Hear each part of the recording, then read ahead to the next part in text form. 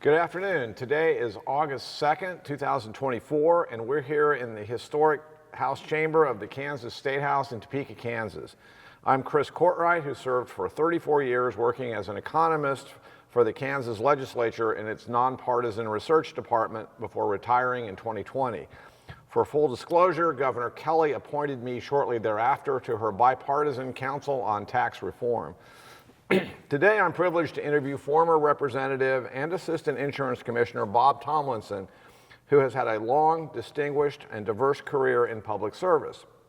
In addition to serving as a Republican member of the Kansas legislature from Johnson County from 1993 to 2002, representing Roland Park and some of the surrounding area in the then 24th District, he spent a decade as number 2 in command at the Kansas Insurance Department as Assistant Commissioner, and then in late 2012 moved over to the Department of Administration and was named Director of the Kansas Office of Administrative Hearings.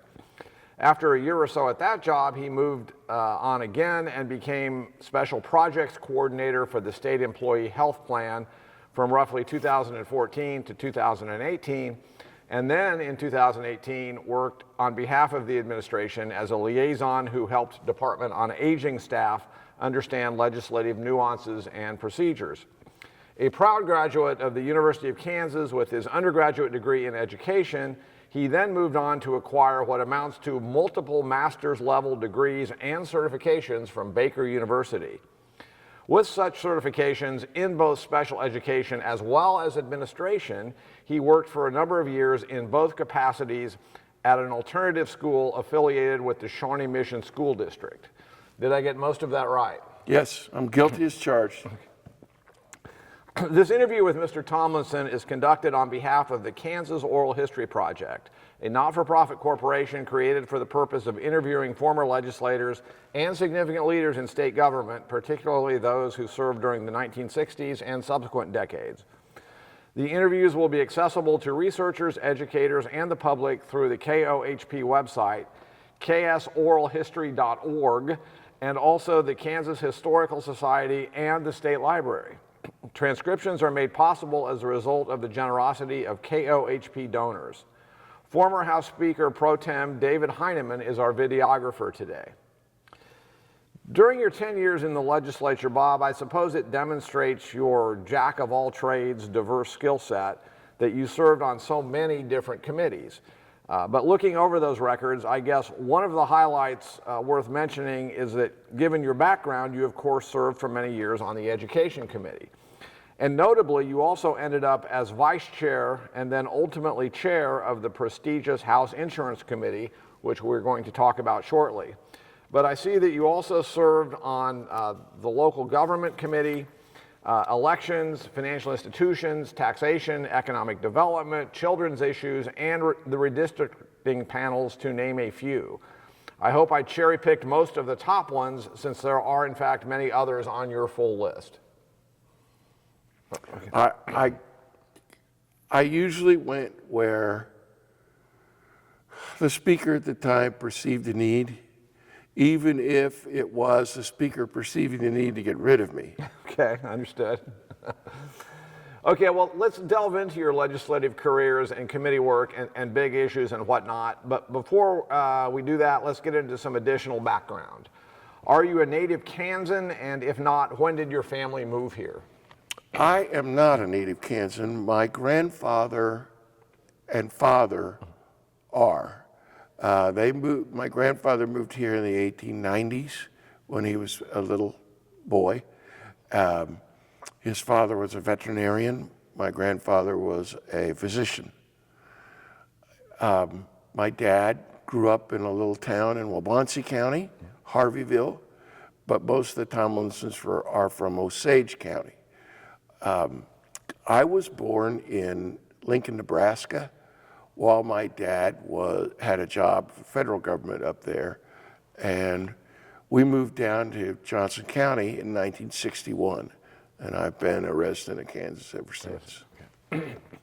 Well, the records show that you were first elected in your early 30s to the Roland Park City Council in 1989, in fact, beating an incumbent. and in this era also were active in KNEA and the Mission Area Chamber of Commerce during this time. And you end up making your first run for the legislature in 1992 at the still relatively young age of 35. But I'm guessing the desire to run for elective office may have been seeded in your blood at a much earlier age, given that you interned in the late 1970s for two Kansas political powerhouses, then Representative Anthony Hensley in 1978 here at the State House, Yes. and then U.S. Senator Bob Dole, in fact, in 1979. Can you tell us a little bit about those intern experiences? Oh, yeah, Hensley was the one that lit the fire. Although my fire for public office was stoked a lot earlier. When I was a kid, I had problems with my eyes. I could not see well, and I had one that droops, and you can still see the remnants of those things today. But I got picked on a fair amount, any kid that's different. When I was in junior high, I wanted to be on the student council. So I ran for the 9th grade vice presidency, and it's a popularity contest. I was by far not popular. My dad wanted to know whether I wanted to win. And I said, sure. And he said, then take what they give you and run with it. So they called me Popeye and Google Eyes. Popeye is the one most common. So I ran as Popeye on the spinach ticket. And when I got up in front of the school and I said, Popeye, each spinach, and spinach is cultivated for its edible leaves. It is a pot herb of the goosefoot family. And they roared. Okay. And I won. And the people that picked on me stopped. And I understood then what it was to put yourself out there, to expose yourself to people, and to run for office, and that's what lit the fire. Now, Hensley, I knew from American Legion Boys State, and I knew several people from there that turned into folks I ran into here. David Atkins became a state senator. He was there. Hensley, of course. Mark Parkinson was there the year I was there and became governor of the state. And a number of attorneys and lobbyists and so forth that I met through the years working as a counselor at Boys State under Anthony Hensley. And it was a lot of fun. He taught me a great number of things. He taught me how to run a campaign. Back then, we had yard signs back then that aren't these nice metal things. Right. But they were on pine boards. Mm-hmm. One bus, and they're on pine boards, and you had to hold them. Hensley wanted his held at an angle, so that when you put the sign on it, it would look like it was standing out. Mm-hmm. He split my thumb with a sledgehammer, split the, and it still has, you can still see the line where it went all the way down to the base of the thumb. It was a learning experience. I can imagine. So the key to it all, though, is, and I got there, Dole was running for president when I was working on his staff, and man, I got to see a lot of things and a lot of people. And I saw how Senator Dole reacted to people. I watched that. He got a call on his birthday. We were celebrating his birthday, had a nice cake and so forth. He had a call from the president. Well, I never had a call from the president on my birthday, even now. So I was lucky to get a call from my wife. So it was a lot of fun. Now, Dole, every Kansan knows that Dole was injured in the war. Yes, sir. And he had a shell go off inside him, explode inside him, and it took most of the use of his right hand. And he would put a pen in it. Yeah. And then he'd shake left-handed when you held out your right hand. I made a point of holding out my left hand, which I heard he appreciated, because I remember when I was different to people, still am. And I wanted to make sure he knew that I understood. And he told me one time how grateful he was that I was willing to do that. So when I ran for the State House, his PAC gave me $1,000. Oh, wow, your first campaign, okay. Yeah, which was a lot of money, American. Absolutely. And I hold loyalty to both of them. When I was in the legislature, the 10 years I was there, Hensley served in the Senate some of that time as minority leader. Only 3 times did he come to me and ask for a vote or a favor. All 3 times I complied. He didn't abuse the privilege, but I was always loyal. The flip of that was one time when he was minority leader, I came to him for a favor, and he granted it. So it was a good relationship, still is. Okay. I also wrecked his mother-in-law's car. Okay. I think we want to hear that story. No, you don't.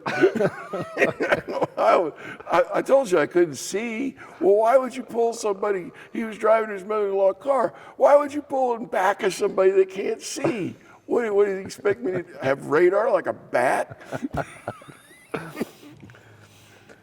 Well, okay, you've anticipated my next question, which was going to be favorite anecdotes or funny stories about Senators Hensley or Dole, and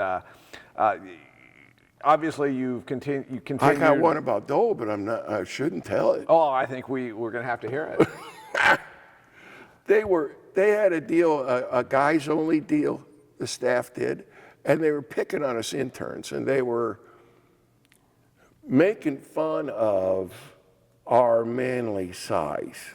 That would be the best way of saying it. Okay. Now, the senator was not participating, but he was not telling everybody to calm down either. Mm-hmm. So they came to me and they go, "Oh, Tomlinson, oh my heavens, get out a magnifying glass." And I looked at the senator, and because I've been picked on before, I know how to handle this, and I said, "Senator, it's not the length of the rope nor the depth of the well that matters, it's how you dangle that bucket." And I was his hero from then on. He had a great sense of humor. Yes, he did. And I always thought that if he won the presidency and he had his finger on the nuke, he would remember that. I thought it was a pretty good deal. Well, I do have to ask, beyond the angle of yard signs and the risk to staff that may be helping you, did either of the 2 senators impart any campaigning wisdom to you that helped you throughout the balance of your political career in terms of connecting with voters and future constituents? Yeah, Hensley. I watched Dole, but I was not at his pay grade at all. But Hensley was there constantly. Now, the fact that I became a special education teacher and that Anthony is a special education teacher is not a coincidence. He was is a very people person. He is very welcoming. He could separate the Christians from the heathens. He knew who the good guys were and the bad guys were. He taught me about being in the legislature. And sometimes you have issues that are the haves versus the have-nots, and sometimes the haves versus the haves. He taught me a lot. But more than anything he taught me, he represented a district in the House where he represented his own high school. Mm-hmm. Which is rare, particularly for an urban legislator. I did the same thing. Okay. And what he taught me was those people that raised you are worth your consideration now and forever. And he never left them, and I never left mine. Very important point. Okay, well, prior to getting involved in the Boys State program when you were in high school, did your family have any kind of prior history in politics? Did you have maybe a favorite high school teacher or mentor who encouraged you to jump into electoral politics at some point in your own future. You mentioned that your dad helped you with the 9th grade vice presidential race, right? Yeah. My grandfather, who I never saw, died before I was born. He had some interest in it. I had a great uncle who was sheriff of Sedgwick County. Okay. I had, but no, not really anybody. And I had a lot of wonderful teachers, but the fact of the matter was, my father was closest to someone that inspired me. He was not interested in politics. So he read the newspaper and so forth. But he encouraged any decent thing that his sons did. He was for it. Mm-hmm. And he bought me a book that had the presidents of the United States in it. I think he did it to shut me up, but we were on vacation and I was tired. It had their official portraits in it.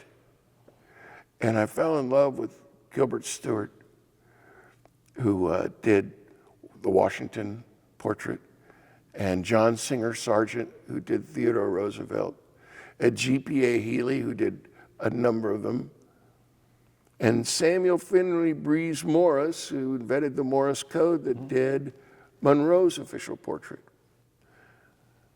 And I memorized the presidents from there, and it was always a neat thing in school when the teacher would say, well, in the first grade, well, this boy knows all the presidents in order. So I was rewarded for it, my knowledge, but it was all me.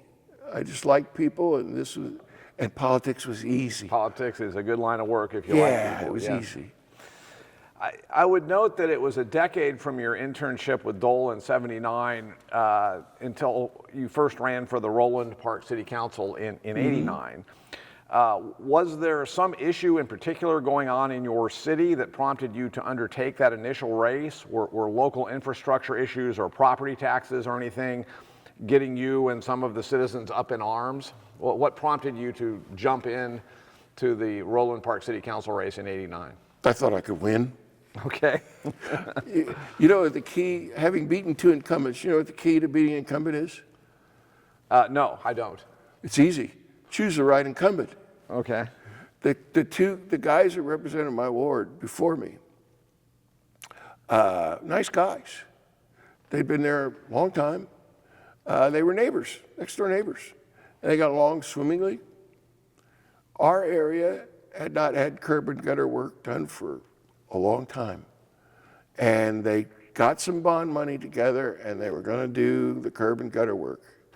And they did their own street first, which is probably a poor choice. And it turned out to be. And my debate colleague in high school, she wanted to run, so I ran her campaign. And then 2 years later, she ran mine. Yeah. We both won. We were just a new generation coming on. Coming to power on the Roland Park. Okay, in 1992, you run for your House seat for the first time and find yourself up against another incumbent, Democratic incumbent Tom Thompson, who had been swept into office 2 years earlier when the Democrats took control of this chamber for just the 3rd time in state history. Mm-hmm. I found some reference to the 24th district in 1992 as having a 44-24 GOP registration advantage over the Democrats. But you were still, nevertheless, the new kid on the block running against an incumbent. And the Kansas City Star, in fact, endorsed Representative Thompson that year. Yeah. So please tell us a little more about that 1992 race. You ended up winning a tight race with around 51% of the vote. And from what I can tell, it looks like school finance, the death penalty, and even water and environmental issues all may have been at play during that campaign. Were there debates and forums that you both attended, or was the campaign fought more along the lines of yard signs and radio ads and postcards? Also, if you have any funny front porch stories to tell about the first time you were going door to door. Like being bit by a dog? Like being bit by a dog. Dog stories are my favorite. 3 times. I must be sweet or chewy or something. Well, none of the dogs in my district were as big as the ones I found in Hensley's. Oh, Marty. Anyway, no, you got some of it. Your research tells the political science part of it, most of which is not true. Remember I told you that the way to beat an incumbent is to pick the right incumbent? Tommy Thompson was a good guy. He was a special ed teacher. He was very, very interested in the environment, an interest which I share, but I wasn't a devotee to it absolute like he was. He would fit well into this society. Now, I'd find myself supporting him. Great guy, but he was the right incumbent. In order to get there in 1990, he had beaten a 12-term incumbent, 24 years in the House. And who is this? Rex Hoy. Oh, that's right. I remember Rex. An insurance salesman. Rex was a nice guy, great guy. Very friendly, very gregarious, slap you on the back kind of guy. Thompson was very serious, but Rex had gotten some loans from the Shawnee Mission Credit Union, which he paid back right when the credit union failed, and it was a part of the credit union scandal. Now, what Thompson failed to understand was that he did not beat Rex Hoy. Rex Hoy lost. And so there was considerable angst to run. All along, the Republican Party in Johnson County thought they could beat him, and they had somebody picked out. The Democrats weren't asleep. They had to redistrict again in 92. I think the court ordered some sort of change from the 90 maps. And they set out to try to protect Thompson. And what they did was threefold. They drew the 24th district, got rid of Fairway, where Hoy was, and in so doing, got rid of all of their favorite challengers that would have beaten me in a primary. Okay. They put in half of Roland Park, where I was the incumbent. That was a third of the district they gave him. They put all of Mission where he lived, which means that I worked. My school was in Mission, right in the heart of the district. And they included the most Democrat area in northern Overland Park, which is where I was raised. And when it came down to it, I broke even in that Democrat area, and that's what beat him. The people that had raised me came through.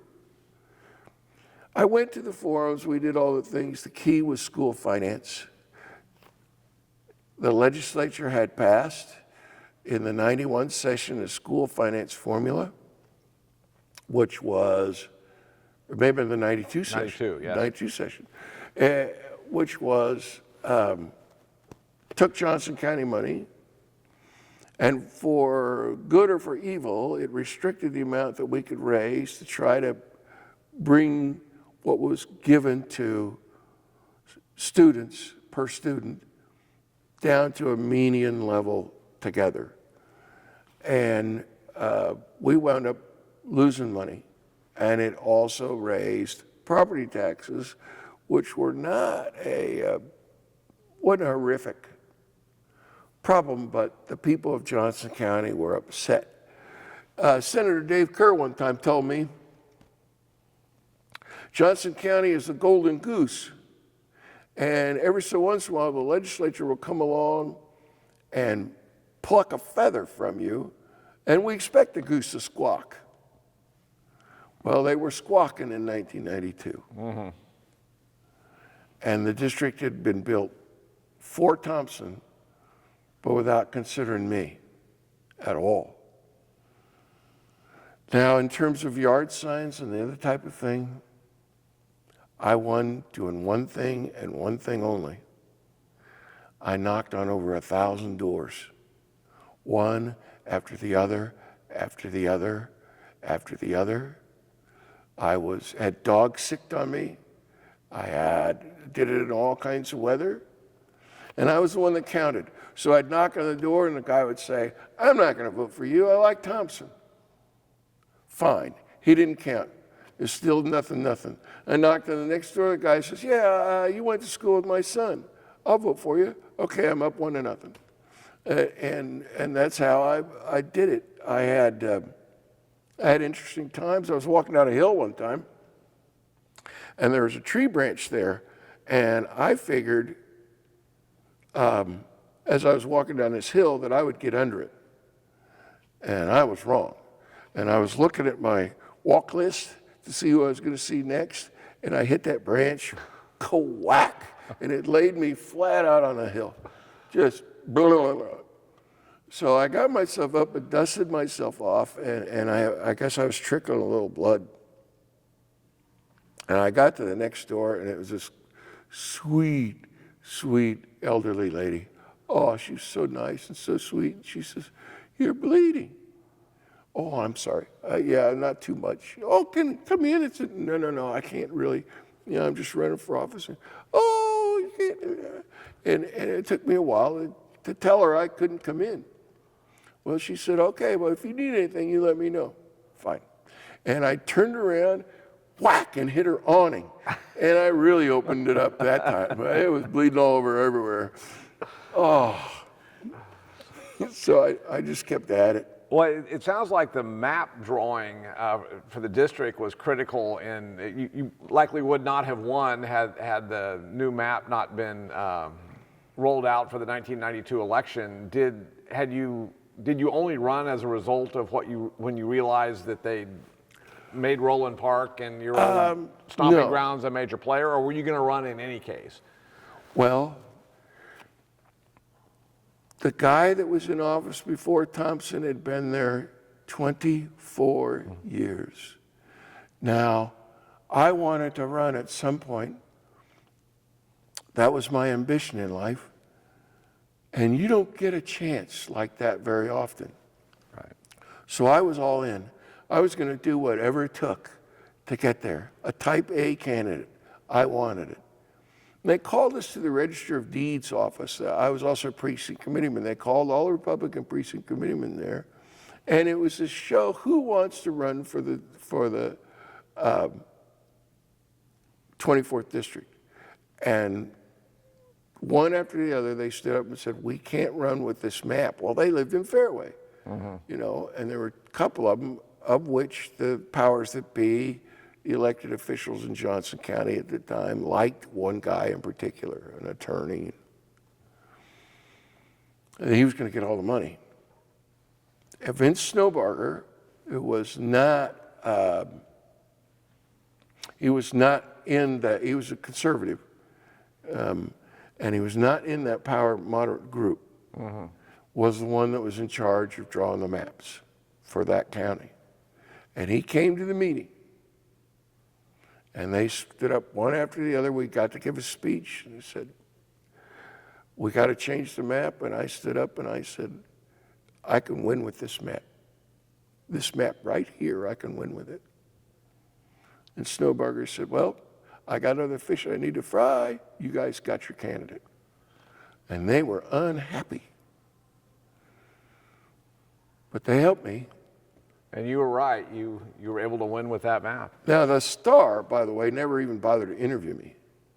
Really? Okay. Yeah. But we had a throwaway paper at the time called The Sun with the roses, and they interviewed me. And I had pre-scouted them, and they gave me a front page endorsement just under the fold. That's right the day before the election. That's what helped. I remember the roses. Well, Steve and Stan, if memory serves. Yes. Steve's the kid, and Stan was the father. Yes. Yeah. Let's talk about the environment you arrived in for your first term during the 93-94 biennium. I've always thought the early 90s was maybe the most fascinating time in post-World War II Kansas legislative history because of how competitive and dynamic things were here at the State House. Setting the table for your arrival, and you've already talked a little about this, We know that Democratic Governor Joan Finney had gotten elected in 1990, at least in part because both of her predecessors, Governors Carlin and Hayden, had been blamed for the property tax reappraisal and classification upheavals of the late 1980s. And Democrats, as a result of that 1990 election, as we mentioned, had taken control of the House for just the third time in state history. And then in 1992, as you mentioned, the legislature, at Finney's urging, had just passed arguably the most significant piece of public policy in this state in the last 50 years with the historic new K-12 school finance law. And that measure was designed to comply with constitutional mandates regarding both adequacy and equity in the funding of our public schools, and also to, in most areas of the state, dramatically reduce property taxes. Then in 1992, even though Democrat Bill Clinton is elected president, Republicans here in Kansas do win back control of the Kansas House by a few seats, thanks to results like an upset win from a scrappy newcomer in the 24th district. I think it was 66-59 Republicans when you came in that next session. And so when you get here in 1993, you and your party were once again seated over here on the majority side of the aisle. Can you tell us what the experience was like for you when you showed up for your very first session, and maybe how you went about learning all the legislative procedures and nuances, who the key stakeholders and lobbyists were, and whether some more senior members of the GOP caucus took you under their wing and helped mentor you and the other freshmen? Yeah, they did. I told you I was a people person. And I got to meet some wonderful, wonderful, very intelligent people on both sides of the aisle. When I got my first session, I was afraid that I wasn't going to be able to compete, that I was going to be too stupid. And I was also afraid that every little thing that I did, every minutia thing that I did would be closely, closely watched. And I was wrong on both counts. Maybe 5, maybe 10 bills in the whole session somebody outside of here is really going to care about, unless it's in their particular district or their bailiwick. I told you I did not do well with people considering me different, but for the first time in my life, first time, I thought that I was representing people, 27,000 people that raised me. And I got in the chamber and I could not see the board. I couldn't see well enough to see the lights. And so I went to the Speaker-elect, R.H. Miller of Wellington, and I said, Bob, I can't see the board. When you seat me, I need to be a little further up front. So he had me go out and test chairs in the chamber. And he said, I want you as far back as you can comfortably see, which put me further forward. It also put me between two veteran legislators, Gary Boston and Newton, who was just a wonderful, gregarious guy. He was an insurance salesman, and he always had a joke, and half of them you could repeat. Maybe not even half, but he was a great guy. And he'd been a former professional catcher, and he was a pretty good guy. But the guy on my right was from the 120th District in Atwood, and his name was Fred Gatlin. And Fred was well respected. He was serving on the Appropriations Committee, and he was a policy wonk, of which I am not. He cared about the policies. And he would calm me down when I get too excited. He said, just give it a minute. You know, they're going to let your bill pass. Just let them sort it out. He encouraged me to learn how to count, of which, frankly, he was never too good. But I got to be. And he was a wonderful fellow. And I got Dave Heineman. Also, Heineman used to fly him around in his plane, and he'd drop Fred off, and he'd go home to Garden City. These guys they were wonderful to be around. And so I did something also extraordinary for me. I shut up. Okay. And absorbed and learned by just keeping my mouth shut. I had wonderful committee chairs. Dwayne Gosen was the first chair, was chair of the education committee. The first guy. He went on to be director of the administration, Yeah. secretary of administration. Nancy Brown, who was a tough-minded woman, if ever there was one. They'd call her a liberal now. She was a moderate Republican, and she meant business. She was one of my first chairs. Rochelle Chronister, who was on the Appropriation Committee, and then they asked her to take education when she was running the Graves School of Finance formula. These people were professional and not mean-spirited, but you didn't want to cross them. And then I got to meet people on the other side of the aisle. One guy in particular, when we got to counting votes, was a guy from Harper, a one-armed man he'd lost an arm in a industrial accident when he was younger, named Richard Aldrich. And Richard had the advantage of being very, very smart and also crazy as a March hare. Just nuts. But he would, you didn't want to drive, you didn't want to be in the car while he was driving. Because he only had one hand, which was but he used it to smoke cigarettes and gesture and anything but be on the wheel. and these were wonderful, wonderful people. Wonderful. And I just listened a lot. I have always thought that Governor Finney was such an interesting figure politically because sometimes it seemed like she was from a third party, at least from the standpoint that she was not at all shy. Chris, sometimes it seemed like she was from a third planet. Sometimes from a third planet. I've heard that used as well. But certainly she was not shy about clashing with legislative Democrats any more than she was with legislative Republicans. You know what? They overrode her vetoes like eating peanuts. They overrode one for me. Yes, I recall the early 90s quite well. Even though you were just a freshman during her final 2 years, did you have any kind of personal relationship with her? And how would you characterize her relationship with the House GOP caucus as well as the full legislature? Do you have any funny or fascinating stories about her you can tell us? Oh, fascinating they are.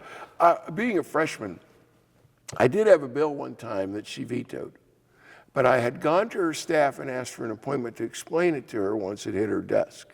And they said, no, it's okay, it'll be fine. And she vetoed it. And then she said in her veto message that I was from Johnson County and trying to completely disrupt the school finance formula. So I went to her staff and the guy that I talked to, and I said, hey, if you had a freshman that had the power to overturn the school finance formula, don't you think the governor would want to meet him? But she did not. And the caucus, some of it, depending, we were pretty situational with her. If she was on our side on something, oh, Governor, we love you. I'm glad we're crossing aisles. If she was opposed to us, we didn't answer her phone calls because she did not have discipline on her own side. She invited me out to Cedar Crest for brunch one day. Well, I'd never been to Cedar Crest. And I start out there, and then somebody says, now, Bob, she is the governor of the state. Oh, I get it.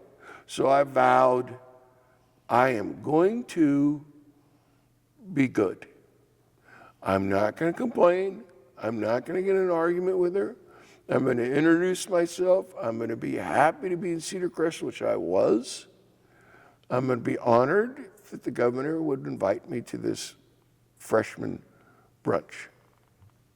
And I was in the receiving line, and I shook her hand, and she said hello, and then she blurted out a little statement, and I immediately violated my pledge completely.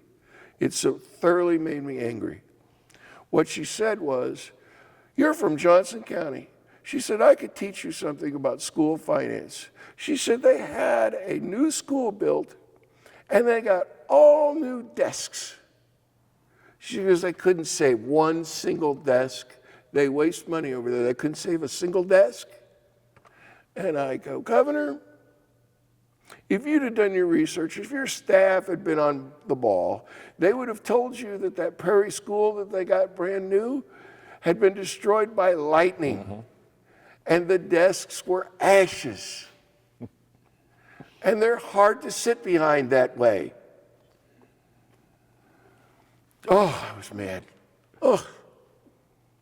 Can I ask what the look on her face was when you relayed that? Thank you. Go on to the next person. I mean, what could she say? Clearly, we're not going to get along. I was never invited back, by the way. Okay, that was your one and only trip to Cedar Crest under Governor Finney.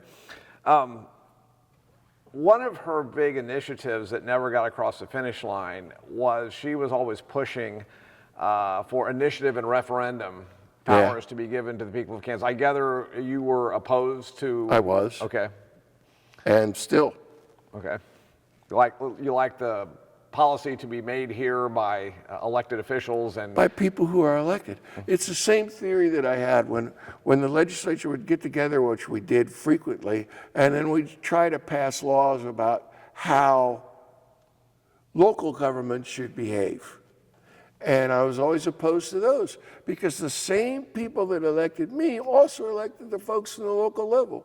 And just because I happened to serve in the state legislature rather than on the local city council, of which I had some experience, doesn't mean that I was any smarter than the other folks that they raised. And they could always come get them in the next election if they didn't like what they were doing, so I should shut up. Understood. At the risk of messing up our timeline regarding your own legislative path for a question or two, as long as we're talking about prominent people you interacted with, let me take a minute and ask about a couple of them who were still around here when you arrived. You served here in the House for a couple of years with future Governor Kathleen Sebelius before she ran for insurance commissioner in 1994. And you also had future U.S. Senator Jerry Moran working just across the rotunda over in the state Senate until he first got elected to Congress in 1996. Can you tell us about your initial impressions of them and whether you had any inkling as to whether they had bright political futures, and then any stories or anecdotes you can share about future interactions you have had with either of them over the past 30 years? Well, I'll start with Moran. Because my interactions with him were not, I didn't have many. But he did do something that I took a page out of his book. When he was running for Congress for the first time, the first district, he sent out a survey. And then he asked people to, and it was a pretty basic survey, it was very nicely done. And he asked people to fund it. Could you give me $5 for this survey? And a lot of them did. And he took all those $5 contributions. Now you don't have to record their names. You can just record the bulk if it's under $50. Not Moran. He recorded every name and every address if it was in his district. And I thought, that's pretty smart. So I did the same thing. And I got maybe 10, 15 surveys back with a little cash in them. And I wrote him a nice letter, thanked him, and put it towards the survey, which I said I would do. But I wrote their name and addresses down. And sure enough, when the conservatives considering finding somebody for me in the primary, they looked at all those local addresses and said, we got grassroots. And that was Moran's idea. Okay. You should get credit for it. Now, Sebelius and I spent a lot of time working with one another. because I'd been appointed vice chair and eventually chairman of the insurance committee.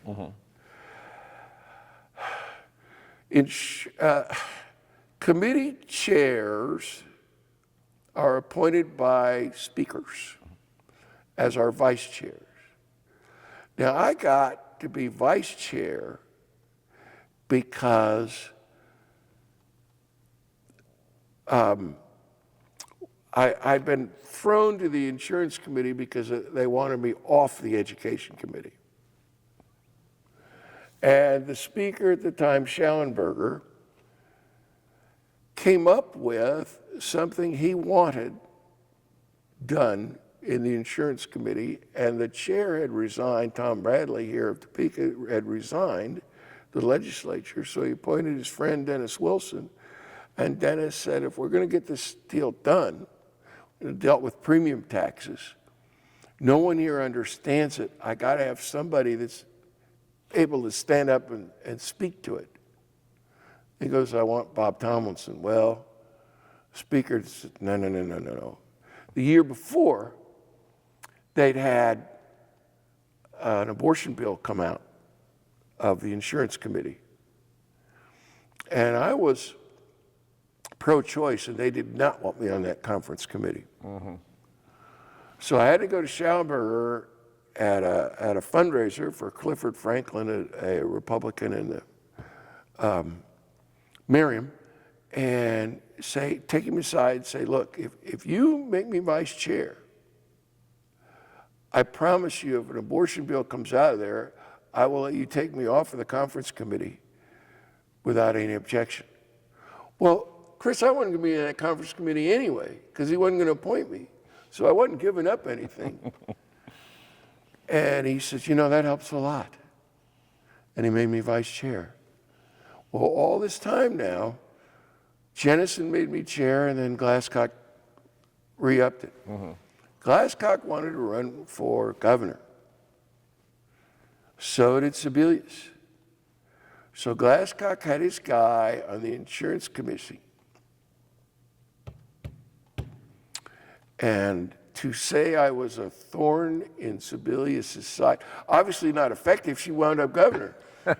But I was a pain. She had to prove everything. I was a pain. At one point in time, a word got back to me that she'd called me, with her staff, she'd called me the asshole. Well, I was a little disappointed. I thought I should be representative asshole or chairman asshole or something. But I understood the point. I was not nice to her. I was fated not to be nice to her. I was civil. She was smart. She dodged every bullet I shot at her. And when she became governor, she was a good governor, and I like to think that I'd helped her mold her skills. Trial by fire. Yeah. But I had nothing really to do with it. But I had quite a bit of experience with her, and we communicated quite a bit. Okay, well, one more of these for now. The record shows that your legislative career also overlapped with future Governor Mark Parkinson, who you said you first met back during some of the Boys State days. Oh, yeah. Albeit during the era when he was still a Republican. Oh, yeah. Similar question, do you have any amusing anecdotes or recollections about him or how effective he seemed to be when he was a legislator? And then also, did either of two of the more significant events in his political career subsequently surprise you at all, when he switched parties and then when he opted not to run for governor in 2010? No, that didn't surprise me at all. Mark Parkinson was a very, very cautious man, and he was a very, is a very wonderful man. I knew his wife in college. Mark and I have a mutual friend who has quite a name, J. Frederick Hambright IV. And I knew him as Johnny. His father, Fred, ran Hambright Oil and is a member of the Oil Hall of Fame in Great Bend, as is my cousin. Warren Tomlinson, who ran Tomlinson Oil. But I knew Johnny with Hensley at Boise State. He's a year behind us. And when I ran for student body president at KU, Johnny was my running mate. So Johnny was Parkinson's best man. Knew him forever. I have nothing but good things to say about Mark Parkinson. I think his wife's a wonderful gal. I think he was wonderful. When I told him I wanted to run, he encouraged me. Nothing intelligent that Mark Parkinson did surprises me at all. And Mark's ability to count and read the tea leaves doesn't surprise me at all either. Well, we're going to talk about some of the dynamics within the Republican Party and the caucus here as we get back to your legislative career. But as long as we're talking about Parkinson, you said it did not surprise you. A former chair of the Republican Party switched parties, became a Democrat, then lieutenant governor, and then governor. Is it your sense that it's one of those things where he felt like he didn't leave the party left him? Again, you said you were not surprised. I think so. You know, his district, when he was in the House, his district was the 14th district of Kansas in Olathe district. Do you have any idea who replaced him when he went to the Senate? I do not recall. Kay O'Connor. Kay O'Connor, okay. Now, you can't have two people on this planet that are farther apart in their ideologies than those two. It's not possible. The planet's a small place. No, Mark cared about the policies of Kansans. Now, I do remember saying to myself, to others, Mark had problems with AFL-CIO when he changed to become a lieutenant governor. He had never been union supportive. I was endorsed by AFL-CIO because I'd always been union supportive. I had a heavy labor contingency in my district, and that's just the way it was. And I thought, crap, I'd do better than Parkinson, but Sebelius would have never in a billion years appoint me. Oh, my word. Because you've been lighting her up in the insurance committee for a number of years. She would have said, I'd rather die. Okay, well, let's talk about the 1994 election, which was a smashing success pretty much up and down the ballot for your party as well as its aftermath. Former Representative Thompson opted to run against you in a rematch, but now you had the star endorsement and got over 59% of the vote and had little trouble dispatching him this time around. That's right. Governor Finney had decided to not run again, and GOP Kansas Secretary of State Bill Graves was elected governor after defeating Democratic Congressman Jim Slattery in that year's gubernatorial race. Graves was a moderate Republican, but a great many Republicans elected to the House that year in 1994 turned out to be more conservative than did the new governor. More conservative. Yeah, I'll say. A couple years later, they booed him in our caucus. Boo! The sitting Republican governor. Boo! Oh, I was appalled. Fortunately, they served pizza, so it wasn't that bad.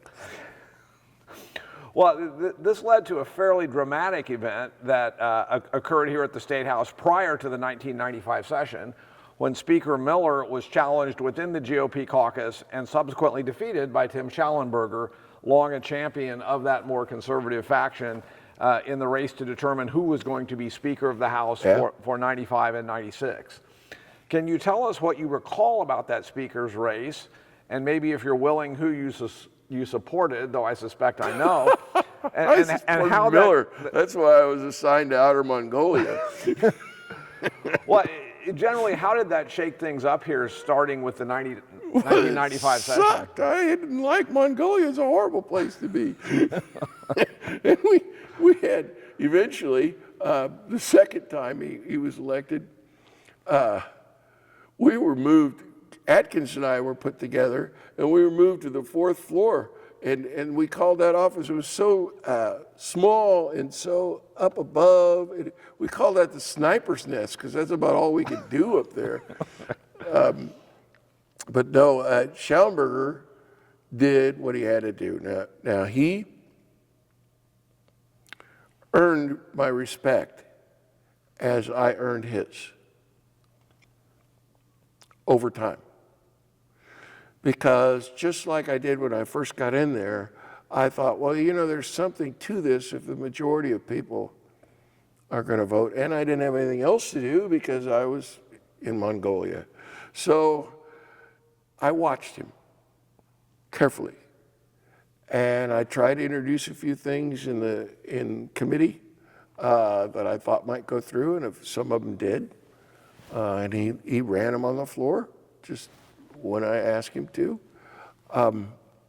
Schallenberger has a couple of things that I remember distinctly. One is you can count votes by looking around. And I remember if I needed nothing further, I went to a reception and I was still working for Miller, trying to gain votes, and Susan Weigel took me aside, who was a Schallenberger lieutenant, and she said, Bob, give it up, it's over. And then she listed the representatives who were all moderates who weren't at the reception. She says, they're gone. Where are they? They're gone because they know they're going to lose. And she was right. So I learned to count that way. The other thing that Schallenberger told me later on, told me two other things. Well, first thing he told me was no Republican speaker can appoint you, a teacher like you are, an NEA like you are, chairman of the education committee. You can't do it. It's a dead end for you. He said that you'll have to find another way. And he was right. A committee chair has no power that the speaker and the caucus don't grant him. So you have to, if you're going to be a committee chair, you have to align yourself or believe as the majority of the caucus does, and then you can have tremendous power over your area. He was right there. And the final thing he told me was, always give people the best political advice you can, even if they're your enemies, because they will never take it. Okay. They will ignore you. And he was good. He never got flustered. He had 2 or 3 bills a year that he wanted, and other than that, and he didn't much care. People would come to him all excited, and he'd just mellow. Well, it sounds like you worked your way through, built a rapport over time, and worked your way through some of the initial challenges with the new He's the speaker boss. and the new leadership team. Yes. Once again, I represented 27,000 people, as everyone did.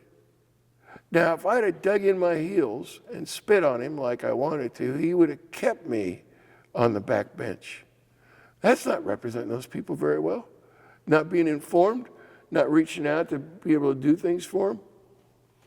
Nope. Well, relative to some of your fellow moderates, I guess I've always thought that some of the brightest young minds in your caucus, especially David Adkins and Kent Glasscock, sort of similarly had some of their upward mobility at least temporarily derailed when this whole 1995 That's a nice way to say it. Yeah, they were on Mongolia with me. I know that young Phil Klein was quickly installed as tax chair under the new regime, notwithstanding the fact he had never served on the committee before. And at the same time, a lot of the more moderate members who'd been on the committee were purged. Everyone had been assuming that Kent Glasscock, who had been the vice chair of tax, was going to be taking over as chair when Keith Rowe did not run for the legislature again in 1994. And during the 95 session, a lot of lobbyists and reporters would still talk to Kent in the hallways and then tell me they thought of him as tax chair in exile, right? So your example of Mongolia, he must have felt like he was in it too. Do you have any other reflections about what you and Atkins and Glasscock and some of you all were, was it your sense they navigated many of the same challenges you were in? Yeah, you know what, we made considerable headway enjoying ourselves, taking pot shots at our own leadership. And the other thing that was we were never really out of power, the mods, because at the time, the conservatives had the majority of the caucus, but not the majority of the chamber. The mods had the minority of the caucus, but if we combined with the Democrats, we had the majority of the chamber. The Democrats were extraordinarily willing to talk to us because we were their ticket to power. They could get a great deal of things done, particularly with the budget, if they would but sit down with us. And they had two leaders during my service. One was Michael Tom Sawyer, and the other was Jim Garner, and both of those guys were more than willing to sit down with us, and they had some extraordinarily talented people on top of their caucus, and they were really good to us, and that was where I got to be most of a counter is Kent and Kenny Wilk would work something out with the chairs, former chairs in exile, and the leadership of the Democrats. And then it was my job to tell everyone how many votes I could deliver for a particular proposal. Would we get to 63? That was the count. The Democrats almost always had 100% of their people online. Would we get to 63? Now, we were interested in working with our own caucus, but they weren't interested in working with us. And eventually they figured out, if we send this budget back, because the next time it comes out, if the moderates and the Democrats are together, it'll be more money. They said, we're working against ourselves. They never learned. So we did work with the Democrats, and I got some extraordinary experiences out of that. One in particular that I remember in counting, we were working on a deal, on a tax deal. I forget the details of the bill. That wasn't my part of the world. But Glasscock was in there working on a tax deal as chairman of the local government committee. And Michael Tom had his folks in there, and they were working it out, and I was just standing around waiting to be helpful. Well, they were running the tax bill. Schaumburger wasn't a fool. He ran the tax bill because he knew we weren't ready. And they were running the tax bill, and we were almost there. We were almost of an agreement. And Heinemann here, he can write those things on the floor. So we were ready to go. We just had to have an agreement. But we needed about 10 more minutes, and the bill was running. And so Sawyer asked me, can you go get Bruce Larkin for me? And Bruce is up. This is filibuster time, I gather, or stall time? Bruce was a farmer who looked like a farmer. And he would wear a suit, and he looked like a farmer in a suit. But when he got blue jeans on him, he's a big guy, he had big shoulders. He reminded me of my uncle who was a farmer. And here this guy was, and you'd underestimate him because he's a farmer. I guess, I don't know, but Tom wanted him. So I went out and said, Bruce, could you come back? You have a moment. Tom wants to see you. Could you? And he comes back. And Tom said, Bruce, can you give me 10 minutes on taxes? And he goes, okay. He goes, press speak. And he comes up to the well, and he started in on a tax bill. And it was relevant, and it was intelligent, and it was to the point, and it was totally off the cuff. And I'm going, these people are good. And he had several others, and Tom had several others he could call upon there. One of them, Joan Wagner's sitting right here. He could call on him or her, and they were good. They helped us a lot. So no, we weren't out of power. We had busy things to do that really were important to the state, and they let me play. They let me count votes, and they were the nicest group of people. And they got to the point where they relied on me. Both sides did, and I was flabbergasted. We're going to talk about your vote counting skills here in just a minute. But one other issue I wanted to ask you about from this era that still resonates today is vouchers. I was a little surprised to see that as far back as 1995, vouchers were enough of a hot issue even in that era that you and your fellow GOP House member, Kay O'Connor, who you mentioned a minute ago, held a debate in front of the Lenexa Chamber of Commerce back in '95. Kay was an advocate, of course, while you argued in staunch opposition to any form of K-12 vouchers. I gather your position has not changed over the last 3 decades. No, if anything's hardened. Kay was a wonderful gal. She kept a purse full of toys, and my kids were all little, and she would always entertain them. She'd pull these toys. They whizzed and popped and banged, and they had all kinds of good stuff. And she was adamant, and she really believed in vouchers, and she called herself the voucher lady. You remember that I worked with kids in an alternative school. Yes. Those kids weren't welcome in every public school setting. Some of them were wards of the court. Some of them were unhappy. Some of them were teenage mothers. Some of them were just plain mean, dangerous. But they weren't welcome in every setting.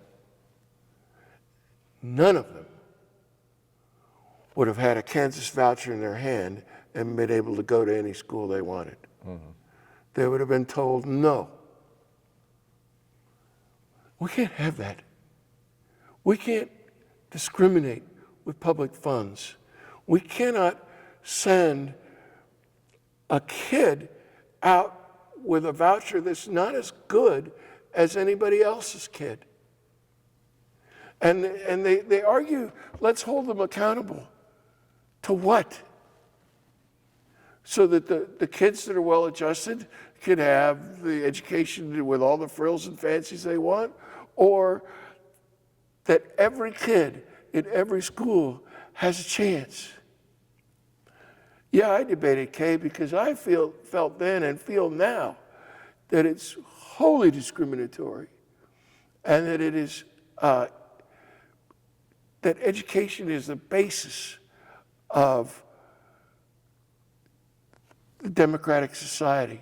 It gives the opportunity for everyone to participate. And if you like the American dream, it gives them the opportunity to pull themselves up, but they have to have the tools. I'm distinctly opposed to it, and I think I got good reasons. And I never forgot my kids, as well as I never forgot the people that raised me. Understood. You always seem to have a good working relationship with Governor Graves during his time in office. Yeah, he couldn't count. So your vote counting skills came in handy. So if you could characterize for us a little bit the extent to which the two of you relied on one another from 95 through 2002. Obviously, you helped him with vote counting and other skills that he may not have understood the nuances of when he was Secretary of State. He was good. He was his heart was always in the right place. If you want to know what kind of Republican I am, just look at his State of the State speeches and you'll find out. That's the kind of Republican I wanted to be. We've discussed how the mid to late 90s was this time defined by some strong internal disagreements within the increasingly dominant Republican legislative majority. And Graves himself frequently sided with the more moderate faction, as you noted. But this was a period where both the state and national economies were quite strong. And one of the flashpoints involved tax policy, with major reductions being a top priority of many conservatives. During these years, Kansas, in fact, enacted a major car tax cut plan in 1995, several reductions in the statewide mill levy for schools, and then a broad smorgasbord of tax cuts in 1998. Graves and other moderates during this time, especially over in the Senate, as well as a few of you rebels here in the House, were wanting to move a lot slower on many of these cuts than did many of the more conservative House members. I know that you may substitute in this question the word more responsibly for slower. Okay, more responsibly.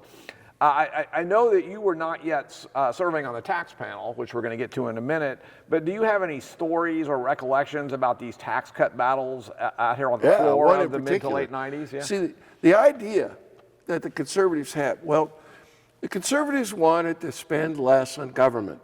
That was the idea. We're going to spend less, we're going to spend less, we're going to spend less.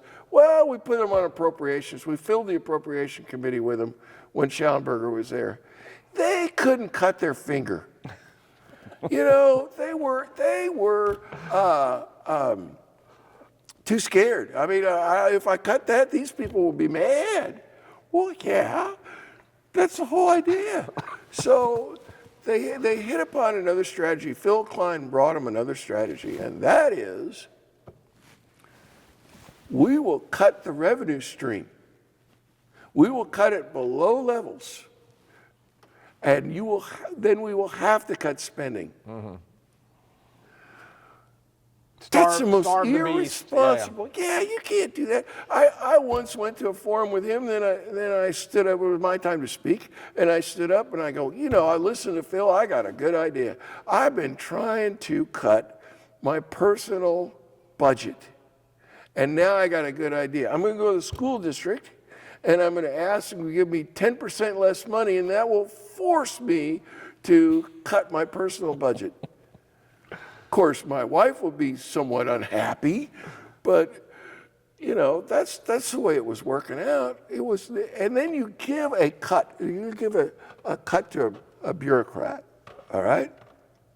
And you say you're going to have to cut 10% right off the top, 10%. What do you think the bureaucrat will cut? Some of them are very responsible. They'll do the best they can to trim out. But if it's a draconian cut, they will cut the most efficient and helpful program that you got. They'll cut that first to inflict pain back on you for giving them such a wonderful choice. And it's just, you know, if you want to cut the budget, then cut the stinking budget. And if you can get 63 votes for it, more power to you. But don't go round Robin's barn and expect the people of the state of Kansas to tolerate it. Years later, after I left the legislature, Brownback actually did it. We're going to talk about those years here in a few minutes. You mentioned you were placed on the insurance committee as its vice chair in 1997.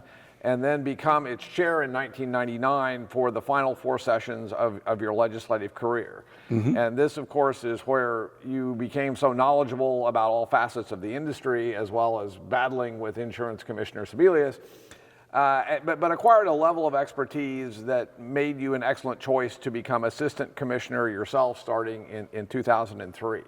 But before you were kicked off the education committee, if you will, and placed on the insurance committee, had you had any background or experience at all in the industry before 1997? None.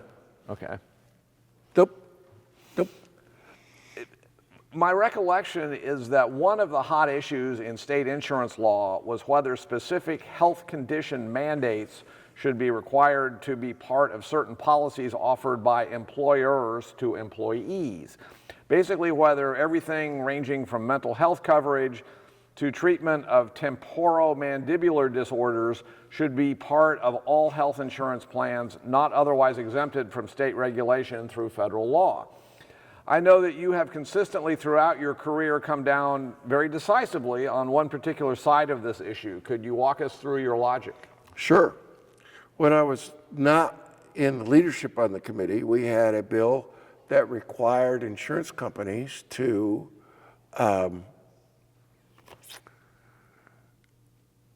have symmetrical breast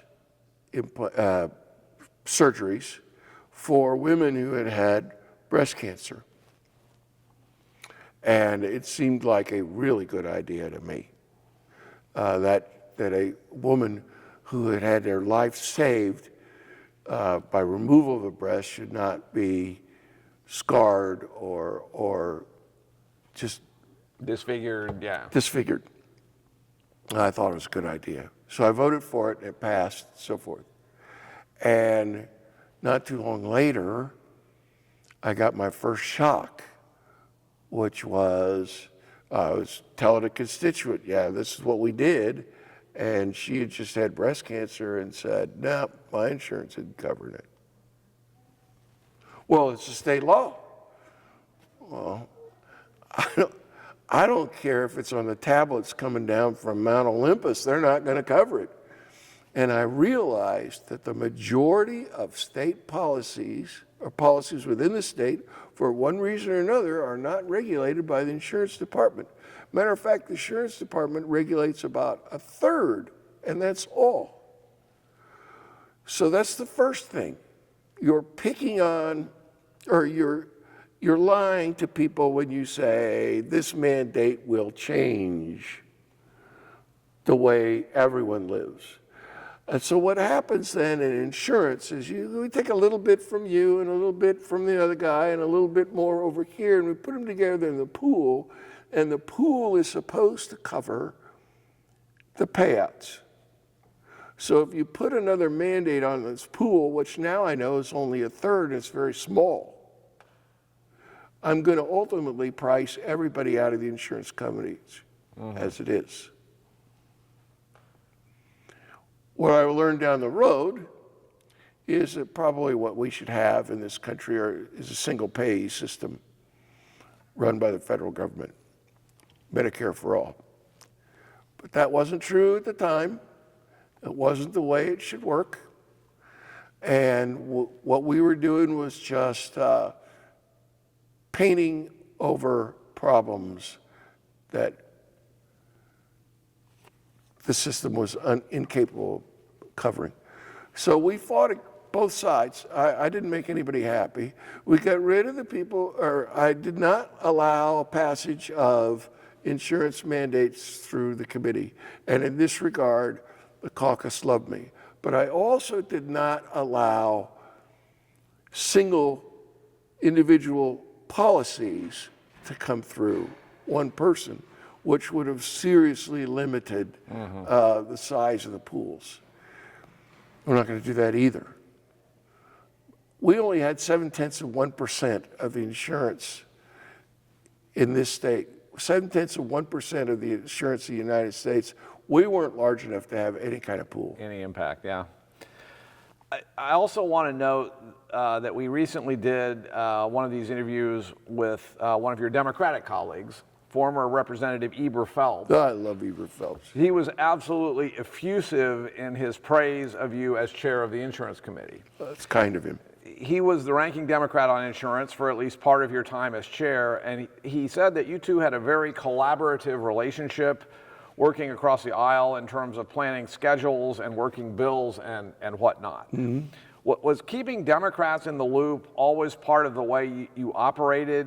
Maybe one of these things where you wanted them inside the tent looking out instead of outside looking in, if you catch my euphemism? Yeah, well, Democrats on the whole were nicer to me than my own party. But the reality was, periodically, I needed their votes.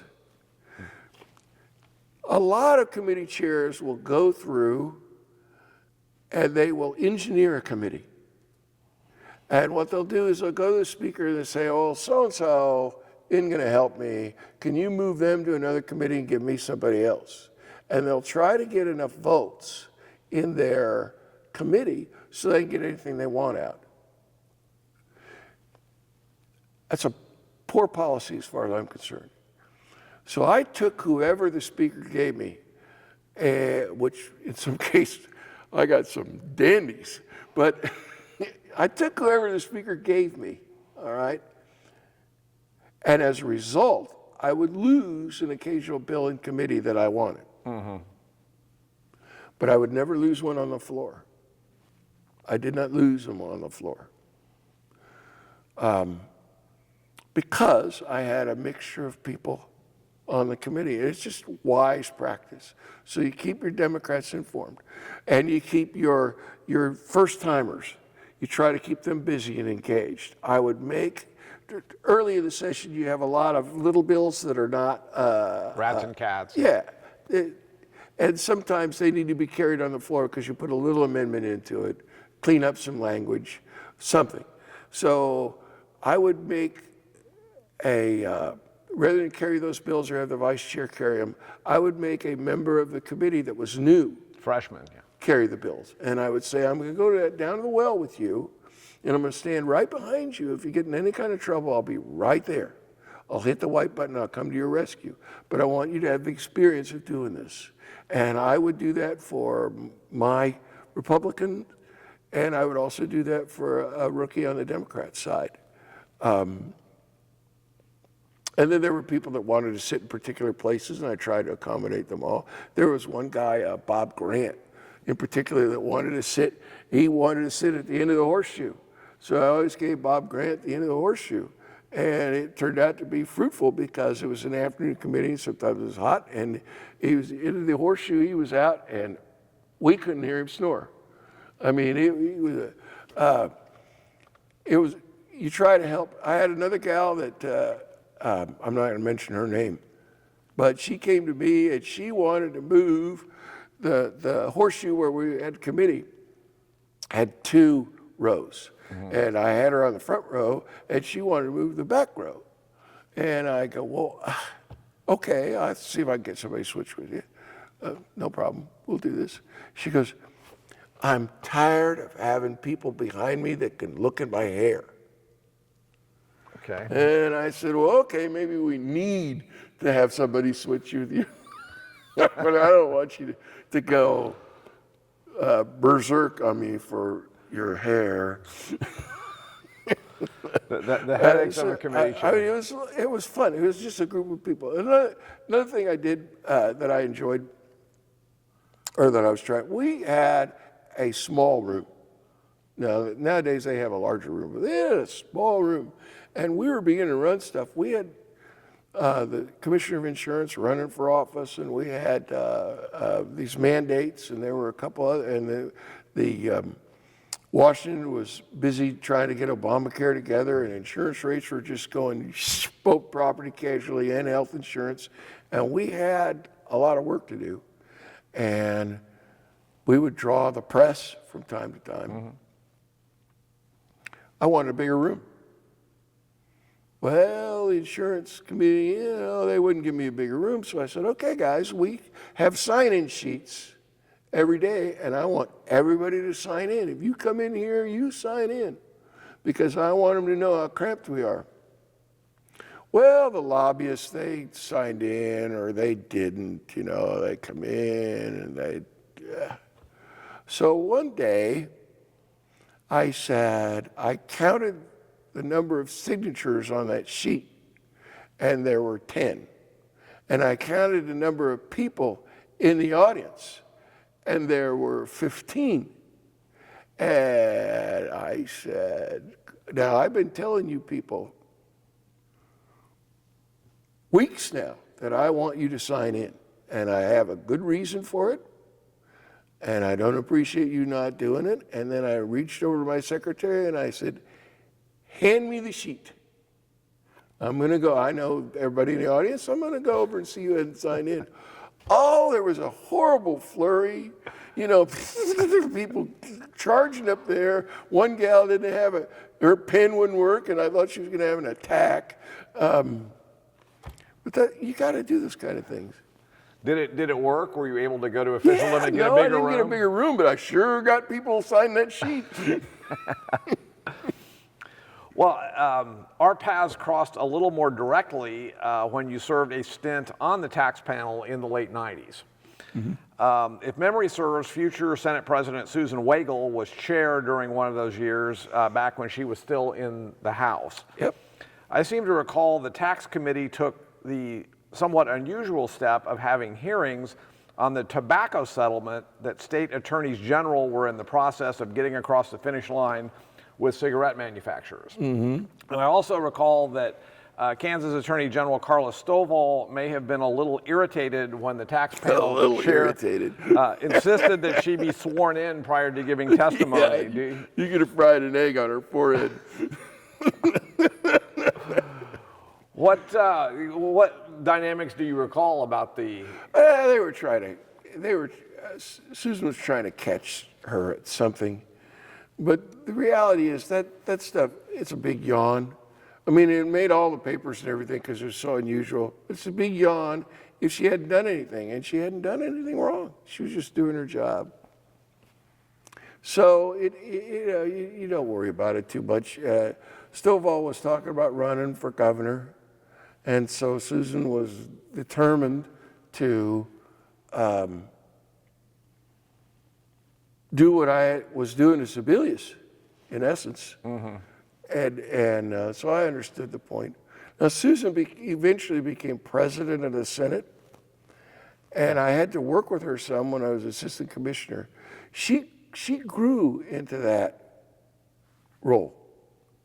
She put down a lot of the things that she used to try and actually became a stateswoman at times.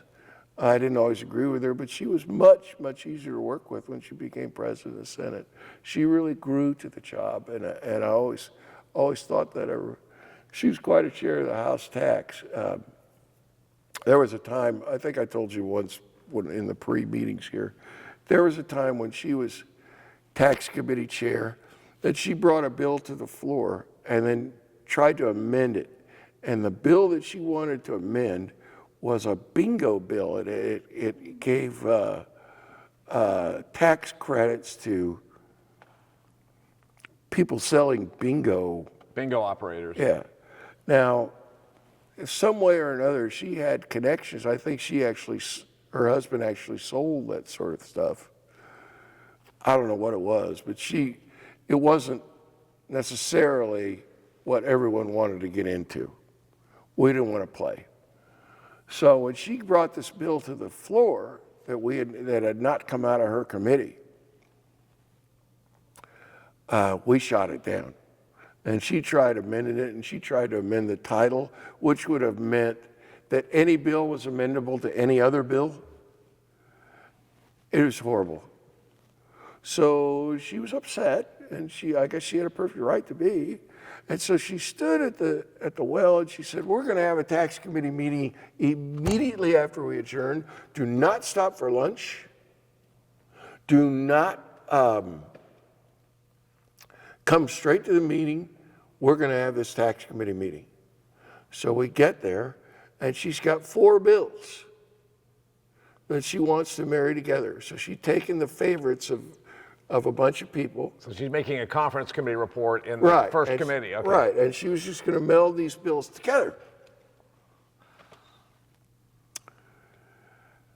And the vice chair, Clay Arnn, of Cortland, up on the Nebraska line, he said, "Madam Chair, I think it would be better if we want to pass these bills out, it'd be better if we consider them separately," which would have doomed hers. And he was sitting right next to her, and she just screamed, "We are not going to consider these separately," which sucked all the air out of the room. Now, the guy to my left was John Edmonds of Great Bend. And one of the bills was a oil patch bill that he had. And he also had that day the Great Bend Chamber of Commerce, which was there giving him a boxed lunch. Well, he was a star attraction, he and his senator. So he violated the rule. He didn't come right straight away. He went, greeted his local Chamber of Commerce, grabbed their lunch, excused himself, and went up to the tax committee. And he got there, and he's got his boxed lunch, he's eating his boxed lunch, and he asked me, "What are we doing?" So he got there a little bit late. He got there late. Yeah, he didn't hear the outburst. And he says, "What are we doing?" And I said, "Well, we're marrying this bill, this bill, this bill, this bill." I gave him the numbers, and he got his little bill book out, you know, and he's writing them down. He's being a good rep, you know, he's writing them down. And he gets to his, and he's going, "Rock and roll, yeah." Ooh. And then he listens to the conversation a little bit and realizes this thing ain't going anywhere. So he raises his hand, and he called on, and he said, "Madam Chair, I think we would do better if we considered each of these bills separately." Oh my Lord, people started staring at him. I rolled away from him. And he looked at me quizzically, and he said, "What?" And I go, "I'm going to be killed by shrapnel." And then boom, the chair went off. "We are not considering these separately." Later on, Edmonds goes, "Why didn't you tell me?" And I said, "How did I know you're going to do the most stupid thing possible? How did I know?" We had a good time. It sounds like it.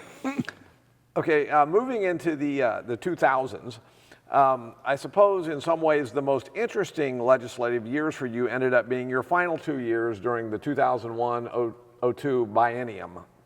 Your longtime ally, Kent Glasscock, is elected House Speaker, and he relied on you as one of his top lieutenants for any number of things, not the least of which included being his vote counter. So we definitely want to hear more about all the behind-the-scenes efforts you had to undertake to count votes, not just within the still fractured GOP caucus, but also see which way the wind was blowing with the Democrats. But in addition to still chairing the Insurance Committee and now being even more plugged in to the larger legislative process in a quasi-leadership sense out here on the floor as one of the Speaker's top lieutenants, I gather that Speaker Glasscock also put you in charge of office and seating assignments for many of your fellow legislators. Yeah. The story I heard was that former Speaker Robin Jennison was all but accosted a couple of years earlier by disgruntled members of his caucus over such assignments. Mm-hmm. So Kent had decided when he came in that someone else was going to have to be the bad cop this time around, and you apparently were his pigeon. Is that correct? I am an excellent bad cop, yes. How did that go for you? How did you mete out the competing egos for parking place and office assignments and all the rest of it? Well, the easiest thing to do, or the thing to do, is to take the office space you have and the seats that you have and assign criteria for getting the best spots. So if you're a committee chair, you get this X amount of space. If you're a vice chair, you get X amount of space, and so on down the line. So you have this criteria before you. And then you assign spaces, and inevitably people come in and go, da, da, da, da, da, and then you look through your paper and you say, but you're not a committee chair, and these are the criteria. And if they think that you have not just randomly assigned things, if they think that you've actually put some work into it, which we had, then they're good to go. And it worked perfectly. I had a couple people I had one person in particular that said, "Well, I'm going to go talk to Kent. I'm going to go talk to Kent, get this changed." And she bopped on into his office, and what he said to her is, "Okay, what'd Bob say?" Because that's what we're going to do. And she comes back out on the floor where I'm doing this, and she sits down, and I go, "How'd I go for you?" Which didn't encourage her at all. But that's what you do. Set up some criteria. Set up a point that makes system. Sense. Yeah. That's almost exactly what it was. And that makes sense. And then you can sell it. And that's what we did, how we assigned them. I stumbled across an interesting set of newspaper clippings outlining an incident I had forgotten about from 2001. Evidently, you had to leave the State House in a great deal of pain one day on a semi-emergency basis to have a kidney stone removed. Yeah. But the funniest part of the story is that when Speaker Glasscock announced to the full body you were going to be fined, he was quoted as saying, "And we thought the grimace was just part of his personality." But moreover, it was reported that once you were back, you seemed to take great pleasure in showing the stone off, at least to some of your non-squeamish colleagues, in some kind of mason jar. So did the press accurately cover the great kidney stone drama of 2001? Is that pretty much how it went down? That's pretty much how it went down. I turned out I'm fertile. I passed over 40 kidney stones. Oh my goodness. And I'm on medicine for them now. And I've altered my diet some so I don't get them, but it's worse in the summer, worse when it's warm and I get dehydrated. And I used to have problems with it when I was assistant commissioner and doing all the traveling around the state, to the point where they had to assign a driver who was supposed to also keep me hydrated. Okay. And they did that for me, which I appreciated. But the Mission Area Chamber of Commerce gave me a stone in a ceremony, proud of me, for passing it. Of course, they gave me a big one. And I was passing a kidney stone when they gave it to me. So I got to the point where I could do it, get through it. And that was one of the first that I had that was, but yeah, it's been a problem, and you just, if you're prone to it, you just do it. But I have gotten a lot of, I do show them off. Not everybody can pass them like that. I passed 3 in one night. My son said I was extraordinary. He said that was quite something. But they hurt. I can imagine. You've also told me that during this time, you were seriously thinking throughout 2001 and maybe into 2002 about running for the GOP nomination for insurance commissioner. Yes. Given that everyone knew that Kathleen Sebelius, the incumbent Democratic commissioner first elected in '94, was going to be running for governor in 2002. Mm-hmm. But you ultimately opted to run again for re-election to your House seat, an election which you won for the 6th consecutive time in November of 2002. Because I had no opponent in either the primary or the general. That helps. I can imagine, yes. So State Senator Sandy Prager, with whom you had worked on many an insurance conference committee, does take back the insurance commissioner's office for the GOP that November. She did? Shortly after she wins, she quickly names you as assistant commissioner. Did you sort of know during the 2002 election year that if she won, you would be leaving your seat to move across the street with Sandy? Yes. Okay. I did. We had, she was tired of me running against her. I was not too sure that I could beat her. She was pretty sure that my talents would be better off with her than against her. One of the best examples, I served on the reapportionment committee. Mm-hmm. So I drew a map that was absolutely within the guidelines, the percentage guidelines that you have to have. I drew a congressional map. And it was so within those guidelines that we would keep 10 maps, and it kept staying on the 10, even though it wasn't being considered.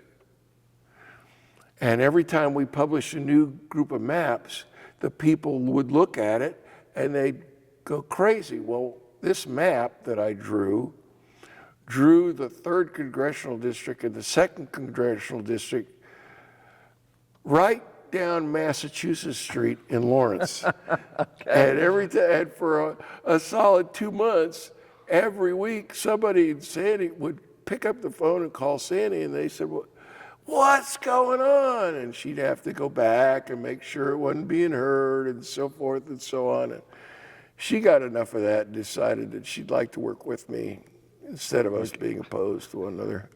And it worked out pretty well. I had some talents that I could count. She was a policy wonk. It worked beautifully. Fit well together.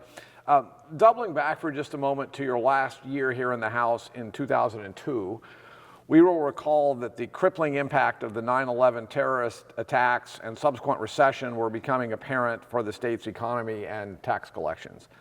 The relatively prosperous days of the late 90s, just a few years earlier, must have seemed a distant memory. Lawmakers in 2002 had to enact both painful budget cuts as well as a tax increase just to keep the state general fund out of the red ink for fiscal 2003. As for the tax portion, I know that about halfway through the session, Speaker Glasscock announced that he was going to have, quote, salad bar week, unquote, out here on the House floor to start taking the temperature of members as to which kinds of revenue enhancements might be the most palatable.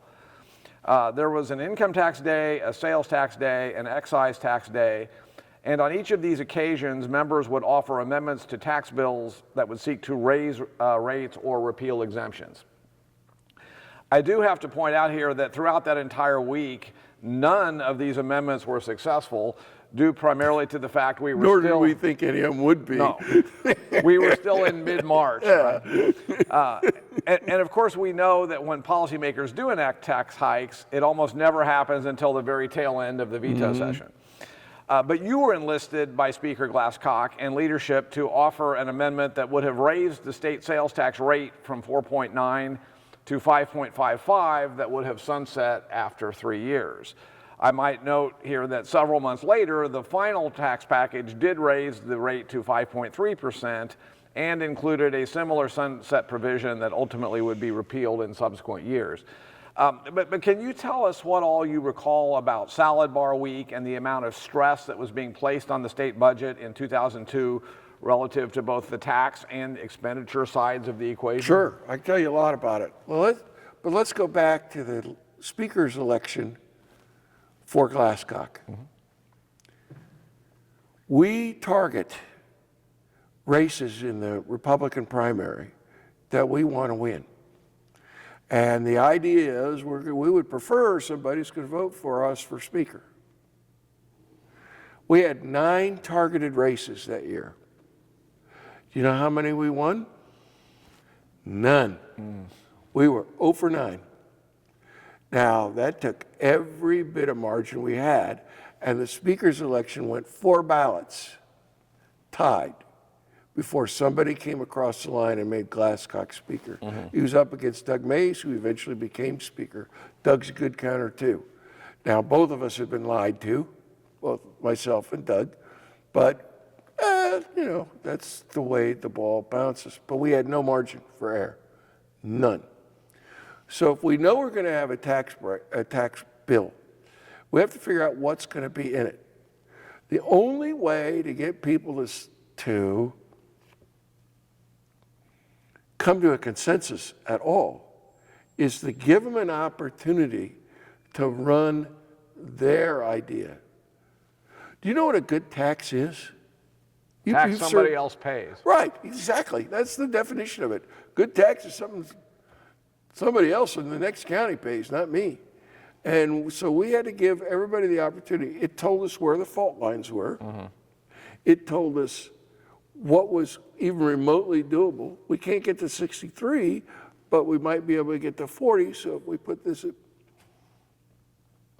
I had a president of the Senate one time who was rushing a bill through, and he had to put all kinds of stuff on it to get his base bill through.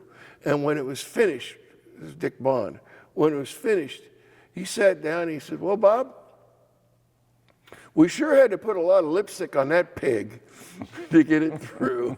Well, that's what we were doing with tax. Nobody wants a tax increase. Sometimes it's a responsible thing to do. So that's ultimately what we had. Now, we've played other games before, too. That was an unfortunate, Salad Day actually is an unfortunate game, but it had to be done because you had to figure out how many votes you could possibly get for a proposal. Why come together with a proposal that has no chance late in the game? We had a couple other things. One I remember with the budget in particular.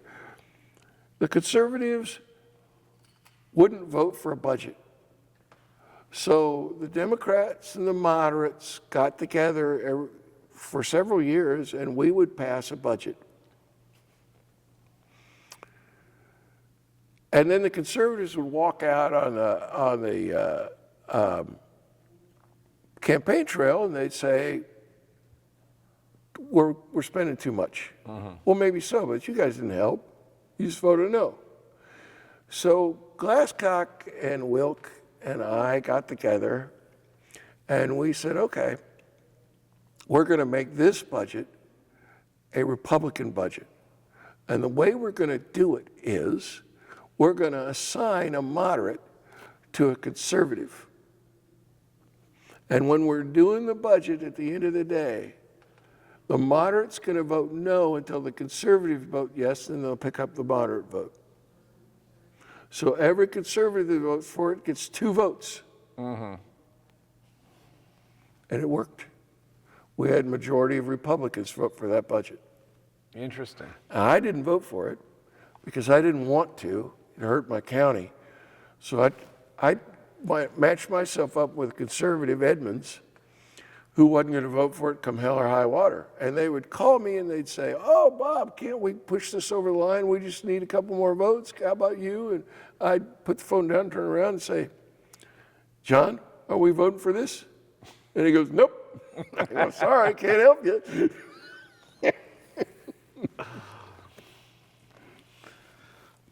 Okay, well, it sounds like that strategy was successful at the end of the day. Yeah. Okay. It was the only thing we could do.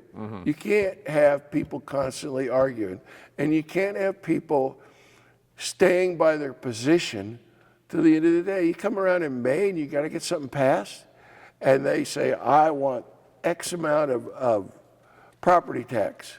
And you go, on this date, we tried that bill and it failed. You don't have the votes for it. Come up with something realistic. Jumping ahead to your days at the insurance department, can you give us at least some kind of executive summary of all the regulatory issues and things you worked on during your decade as assistant commissioner that started in early 2003? I know that you were often back over here at the State House as one of the most visible faces of the insurance department, as a valuable resource for your former colleagues, as well as weighing in when necessary when your agency explicitly supported or opposed specific pieces of legislation. Do you remember coming across the street a lot to testify? And yes, we had people that did that for me. Yes. But yeah, they'd call me in if they were having a problem because I knew the folks. There were 4 when I was chair and probably 5 more when I was assistant commissioner, years that no insurance bill that I did not like became law. So you had to be, if you have that kind of influence, you have to be responsible with it. And we tried to be. You can't regulate the insurance company out of business, and you can't regulate the profit out of them, because if somebody's going to be unprofitable, they'll just stay home. They won't offer you any insurance at all. And people need it. So you have to do what you can. We had issues at times with companies that would be lazy in their filings. They'd give us 1,000 pages, and we would go, all right, we're going to do 100 pages at a time to approve this filing. And we would correct all the errors that were things that were in violation of Kansas law in the first 100 pages, and we'd go to the second 100 pages and correct those. And then we'd get a copy back with the corrections of the second 100 pages, and the first 100 pages had reverted back to what they were. And so I called a couple of those companies and said, fine, until you can negotiate correctly and make the changes and make them stick, we're just going to refuse your filing. Boom, you're done. And you had to. Because what they would do is they'd get maybe from New York, they'd get this template, and they would just plop it down, and they would try to get us to go through it and make it Kansas ready. And no, we're not going to do that. Not your job, no. No, it's not our job, and we're not going to play. And we didn't. But the things that we did that I found were most fun was when we got into individual people's issues. Somewhere in the Department of Revenue, and I went through a couple of secretaries, there was someone that said what we ought to do is we ought to tax captive insurance companies. And a captive insurance company is a company that only offers insurance to the parent.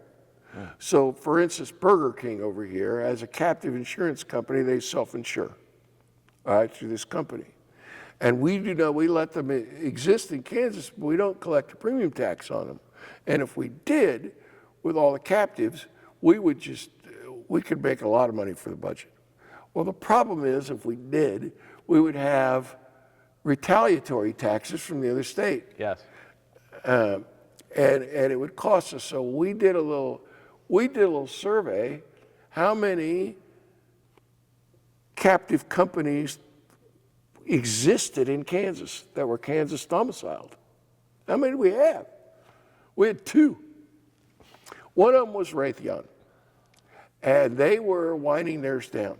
All right? The other was this little mom and pop operation. And the guy was based in Dallas. He had a little manufacturing deal, and he had an insurance company that sold to him that was based in Wichita. And we regulated it. So what are we going to do to this poor guy? And why does he, of all this thing, it's a moderate-sized business, why is he doing this? So we pick up the phone, we call him. And he says, I really shouldn't have it, but it's run by my brother-in-law, and I like the fact that I live in Dallas and he lives in Wichita. Okay, we're going to leave you alone. You got problems of your own. I love those kind of situations. Well, given that you had presided administratively over any number of thorny proceedings during your time as assistant insurance commissioner, you must have seemed like a logical candidate for Governor Brownback to appoint as director of the Kansas Office of Administrative Hearings in late 2012, early 2013. Was this change of scenery for you something that you had sought out on your own ticket, or is this something that the administration approached you about?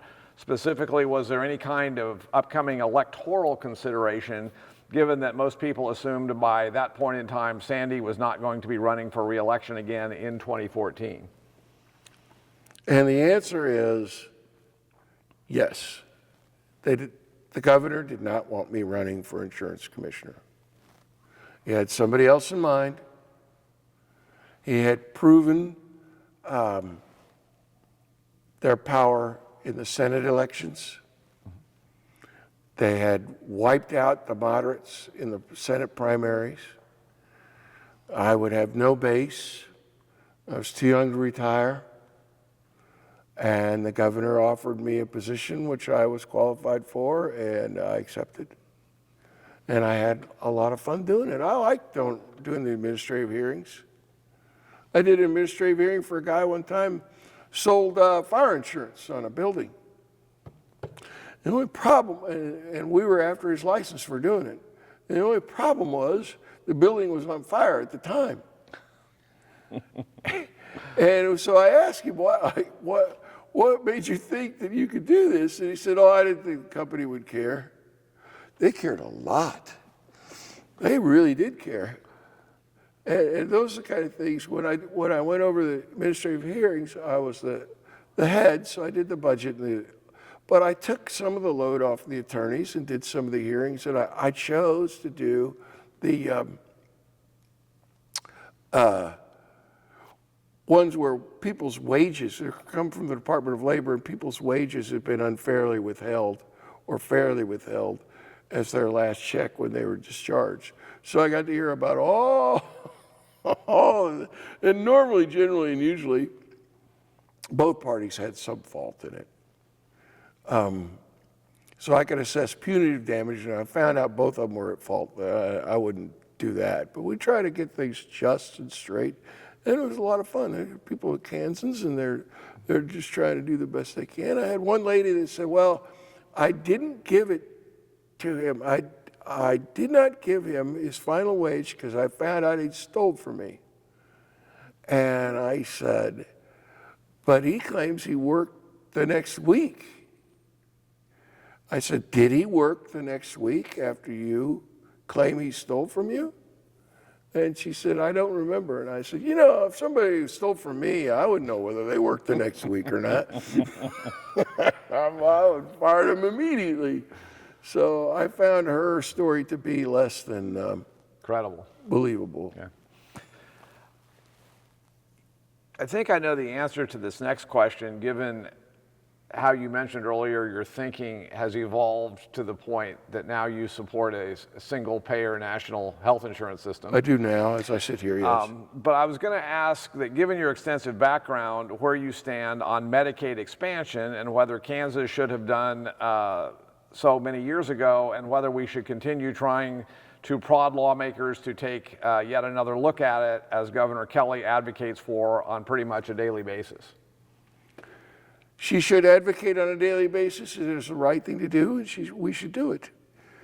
The cost, which they are talking about, is nominal compared to the damage that is done by people that are not adequately served. It's just terrible. And that we would sit here and we would talk about serving the people of the state of Kansas, and yet in life or death situations we would throw that opportunity away because the people that are receiving the help are the working poor. That's disgusting. Furthermore, anybody that right now, anybody that is in a rural area within the state that does not vote for Medicaid expansion should be horsewhipped, because the rural hospitals need those patients. That's where working poor live, and it helps bolster the work of the safety of everybody within that area and the healthcare delivery. Yeah, I'm for it. I don't know. It makes no sense. I'm not the only Republican that's for it, by the way. I've heard that mentioned. You know, and I'm not the only Republican nationwide that's for it. There are a number of red states that have voted for it. Ohio is a dandy example. I don't understand. Their arguments against it are nefarious. I don't understand. As we have discussed, you served in several different capacities during the Brownback administration from 2013 to 2018, yeah, including at OAH, then with the State Employee Health Plan, and finally as a legislative liaison of sorts with the Department on Aging. Yes. And all of these years were, of course, characterized by a tremendous amount of fiscal stress on the state brought about by his self-described tax experiment. Several questions here. Did you ever get a chance to advise Governor Brownback directly or any of those in his inner circle about what maybe they should have done differently during the 5 or 6 years of that wild roller coaster ride?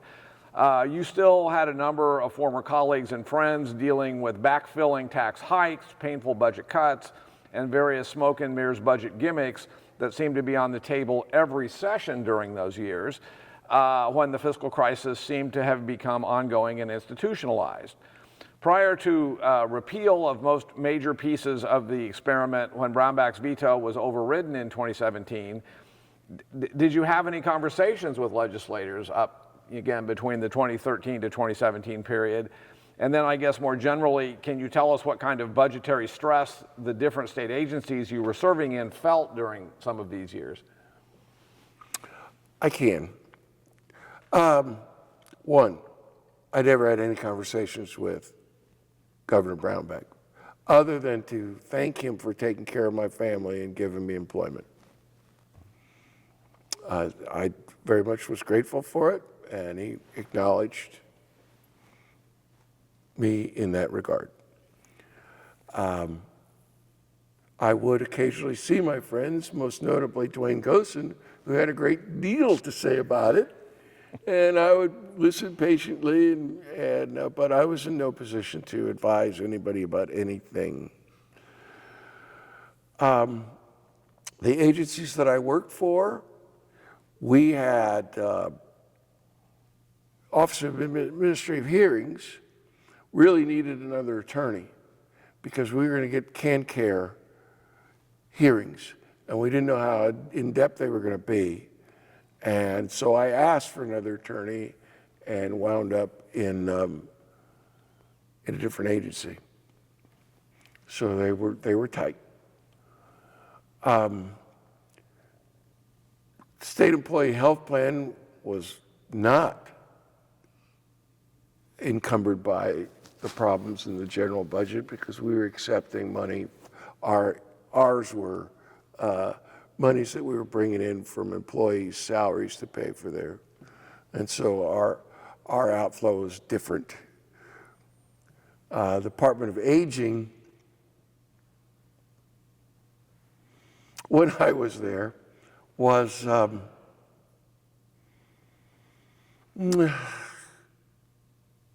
if they were stressed, it was the least of their problems they had. They were having problems. The reason I was there is they were having problems communicating much of anything across in the legislature, and we were able to work. I showed them a few things that we kind of able to work some of that out for them. The biggest problem was they wanted to privatize some of the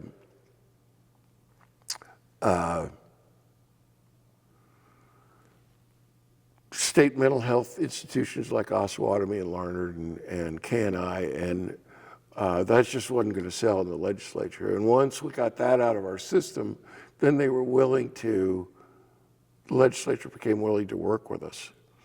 But the committee in the Senate that we had to work with, the ranking member was Senator Kelly, and the chair was Senator Schmidt, who became, my word, we either had our act together or we took it in the snout, and that it didn't have much to do with the budget. We just had other fish that weren't frying properly, and to the secretary's credit, he was able to right the ship in pretty short order. Well, given that the tax experiment was repealed in 2017, the U.S. Supreme Court has allowed states to collect use taxes on goods shipped in from out of state. The federal government's various COVID relief packages contained a good deal of aid for states and local units. And I think that Governor Kelly has generally been a good steward of the state's resources. We have concluded fiscal 24 here a month or so ago with more available resources in both the state general fund and the so-called rainy day fund than at any time in our history. And tax cuts, of course, have again been a major priority, with a package of tax relief having just been enacted recently during the special session. But I know that a number of legislators who share your passion about the importance of special education funding have expressed a great deal of frustration about its lack of full funding. In other words, even while more money is being phased in, it is still far short of the level that was previously contemplated and set, by the way, in state law. Many of them have been asking, if we are not fully funding special ed now, when will it ever realistically happen? Do you share their concerns on that I front? do, and I'm going to add to it. If we don't expand Medicaid now, when is it going to happen? I mean, look, it's sort of like special ed funding. Every parent ought to be able to figure this out. You got multiple children, you ought to be able to figure this out. When I was a kid, my brother has 20/20 eyesight, still to this day does not wear glasses. Boy, my parents had to buy me glasses because I couldn't see. So they have to spend a little more on me to get the opportunities to even out. You have somebody that has special needs, you have to spend a little more to get the opportunities to work their way out. And you know what? Those kids are entitled to the best education we can provide them because they are Kansans and for no other reason. None. I don't understand it, you know. I just don't understand it. And it worked for me. They have problems with inclusion. They have problems with special needs. When I was a kid, I couldn't do certain things because I have a deformity with my arms as well. And so I couldn't bounce a basketball correctly, and I couldn't do pull-ups. I can't do those at all. So they took the gym teacher and they set aside and they got out his closet and they gave me all manner of balls and things to see what I could do. Mm-hmm. I can throw a baseball and snap off a curve, and it doesn't hurt my deformed elbow at all. Matter of fact, it enhances it. That is special education.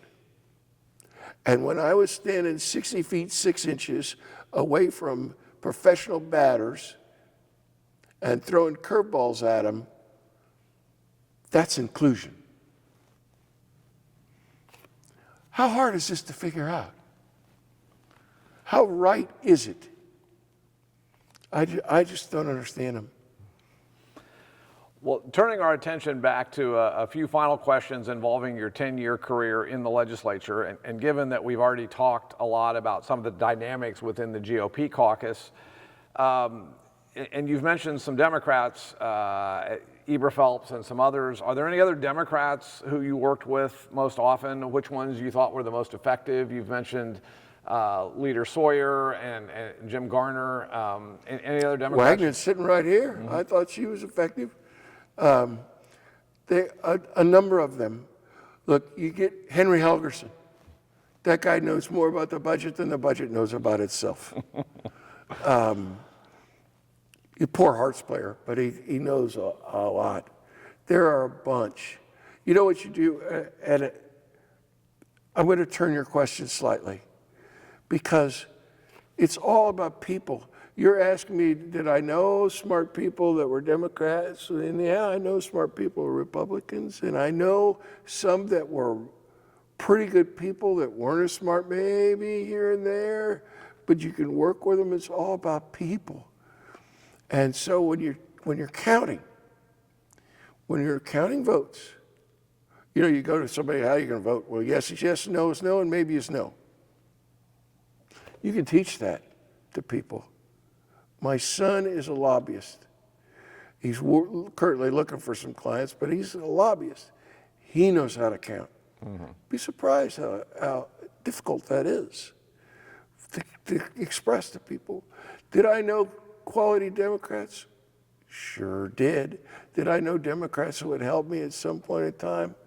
Yeah. Did I know Democrats that entertain me? I had three in particular. My first year in the legislature, and they were on the floor here, and they were yapping about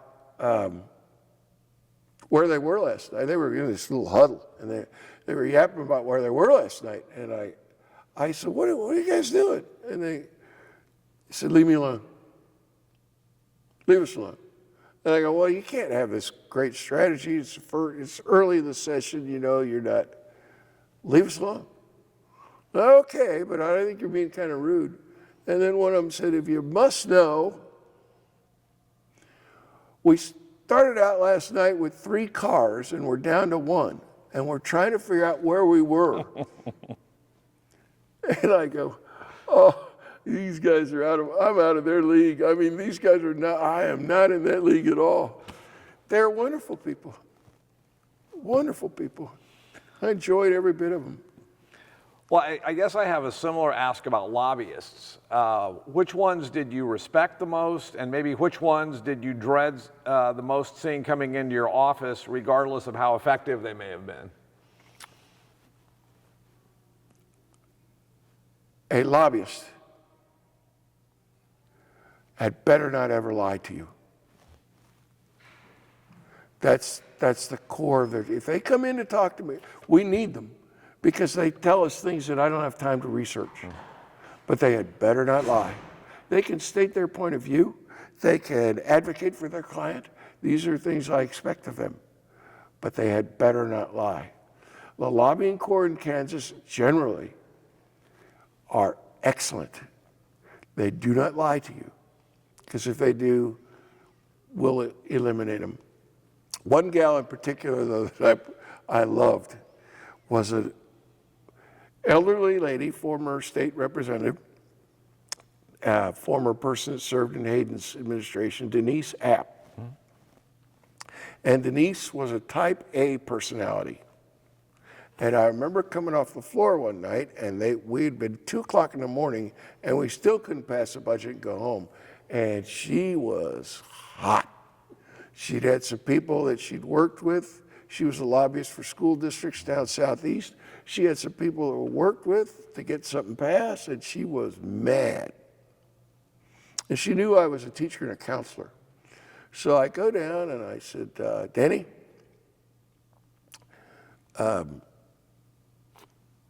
what are you going to do here in the next couple of hours? We had 2 more hours before you could vote again, between 2 and 4 a.m.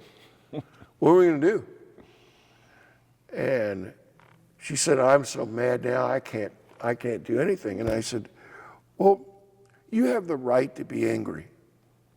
And so she turns to me and she says, don't you try any of your psychological crap on me. If I want to be angry, I'm going to be angry.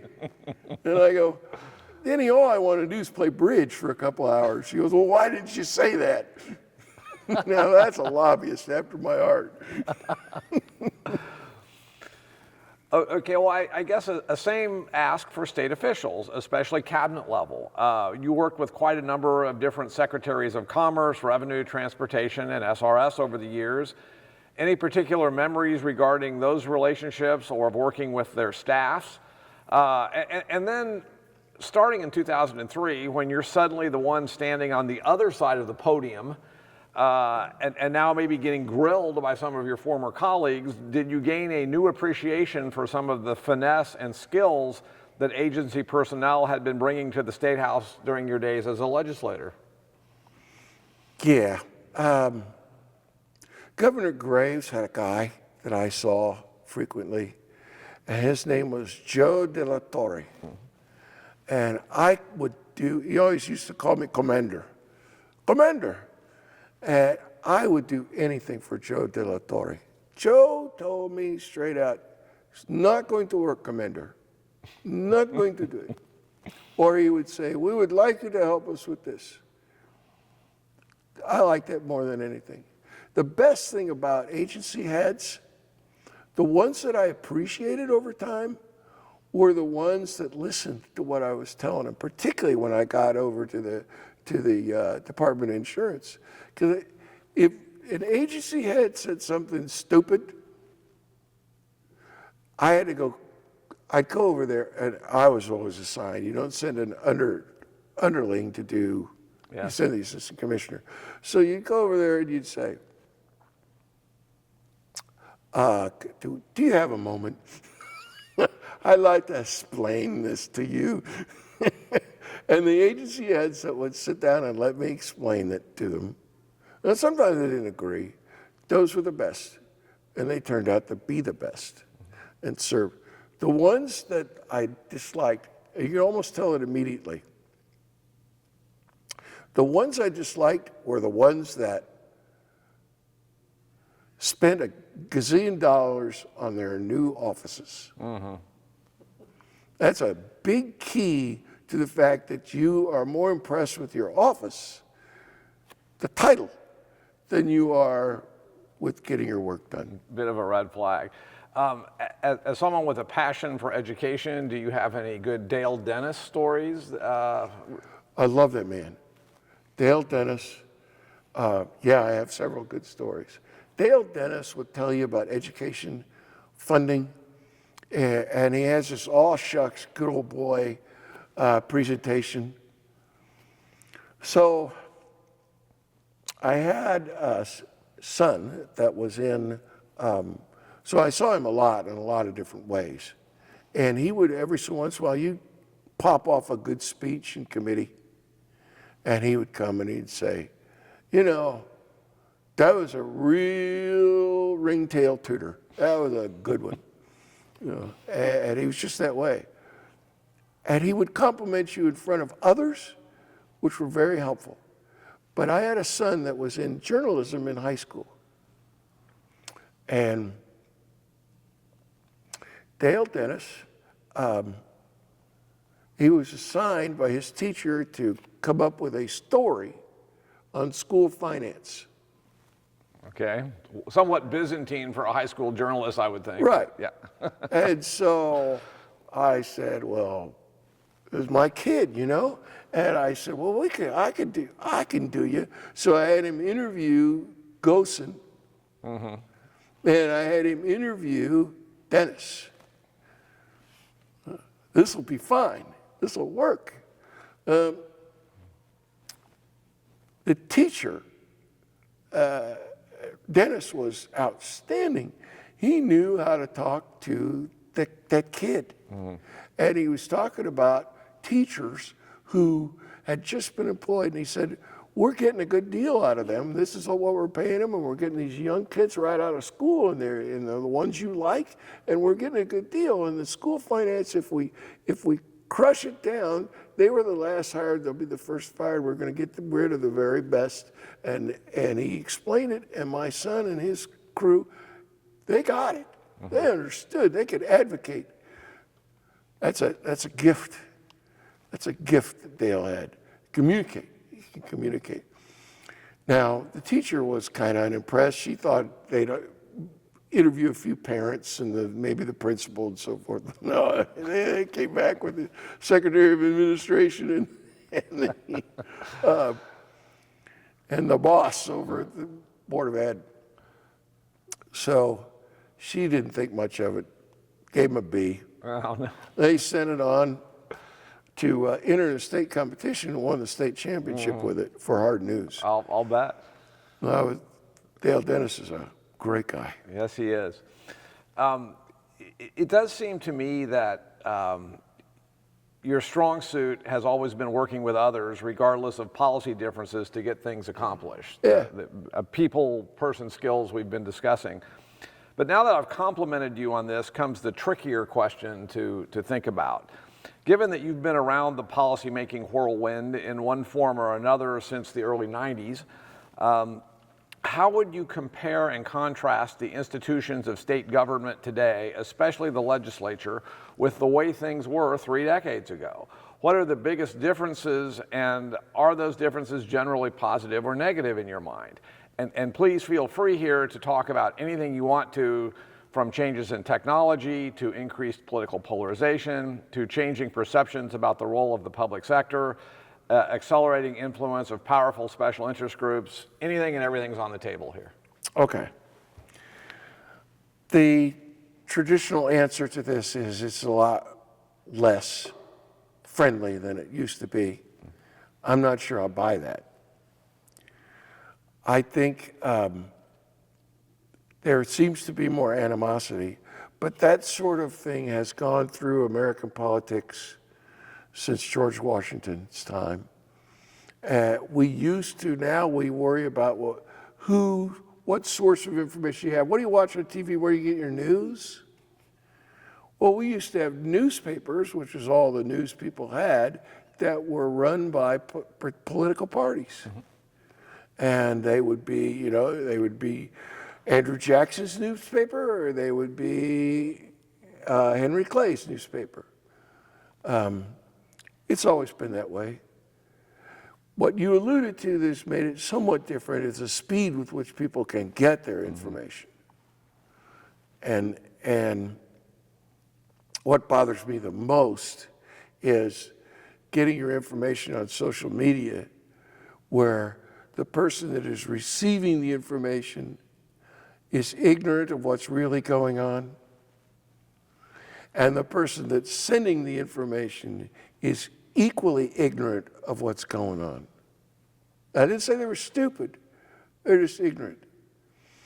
But I ran into that also when I was serving, because people would call you up and say, I want you to vote for Senate Bill 226. And you knew already, weeks ago, that Senate Bill 226 wasn't coming out of committee and was already dead. And that used to grate on my nerves a little bit, because the people that were telling them to call your rep should have known better. And they get so myopic in their focus. You have to be responsible when you're in office, and you have to be responsible for the truth, and you cannot consistently lie. Eventually, people will come get you. Abraham Lincoln is the famous quote when he said, you can fool some of the people all the time and all the people some of the time, but you cannot fool all the people all the time. They will come get you. Anything else, Bob, you might want to add about what the future holds for you? I'm assuming you may still be engaged in an informal advisory role here and there in the policymaking process. Will you be closely monitoring the results up and down the ballot this fall? I do that. Yeah. I assist some in campaigns, but I'm not called upon often. 2 statewide campaigns, or 3 for Sandy, and beating 2 incumbents doesn't get you very far. Never losing doesn't get you very far. Because when you're a campaign consultant, you have to tell people things they don't want to hear. Like, you're going to have to get out and work. That first race against Thompson that I ran,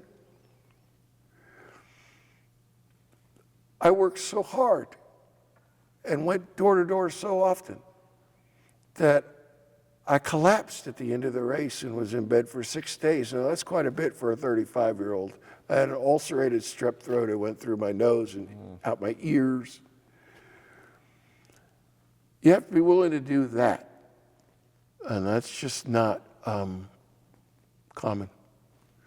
So no, I don't do much. My wife and I bought a little property out in Kenny Wilkes District, which I haven't warned him about, up near Leavenworth, and my wife is retired now, and she's digging in the earth, and I'm trying to make a little money here and there, but I follow it.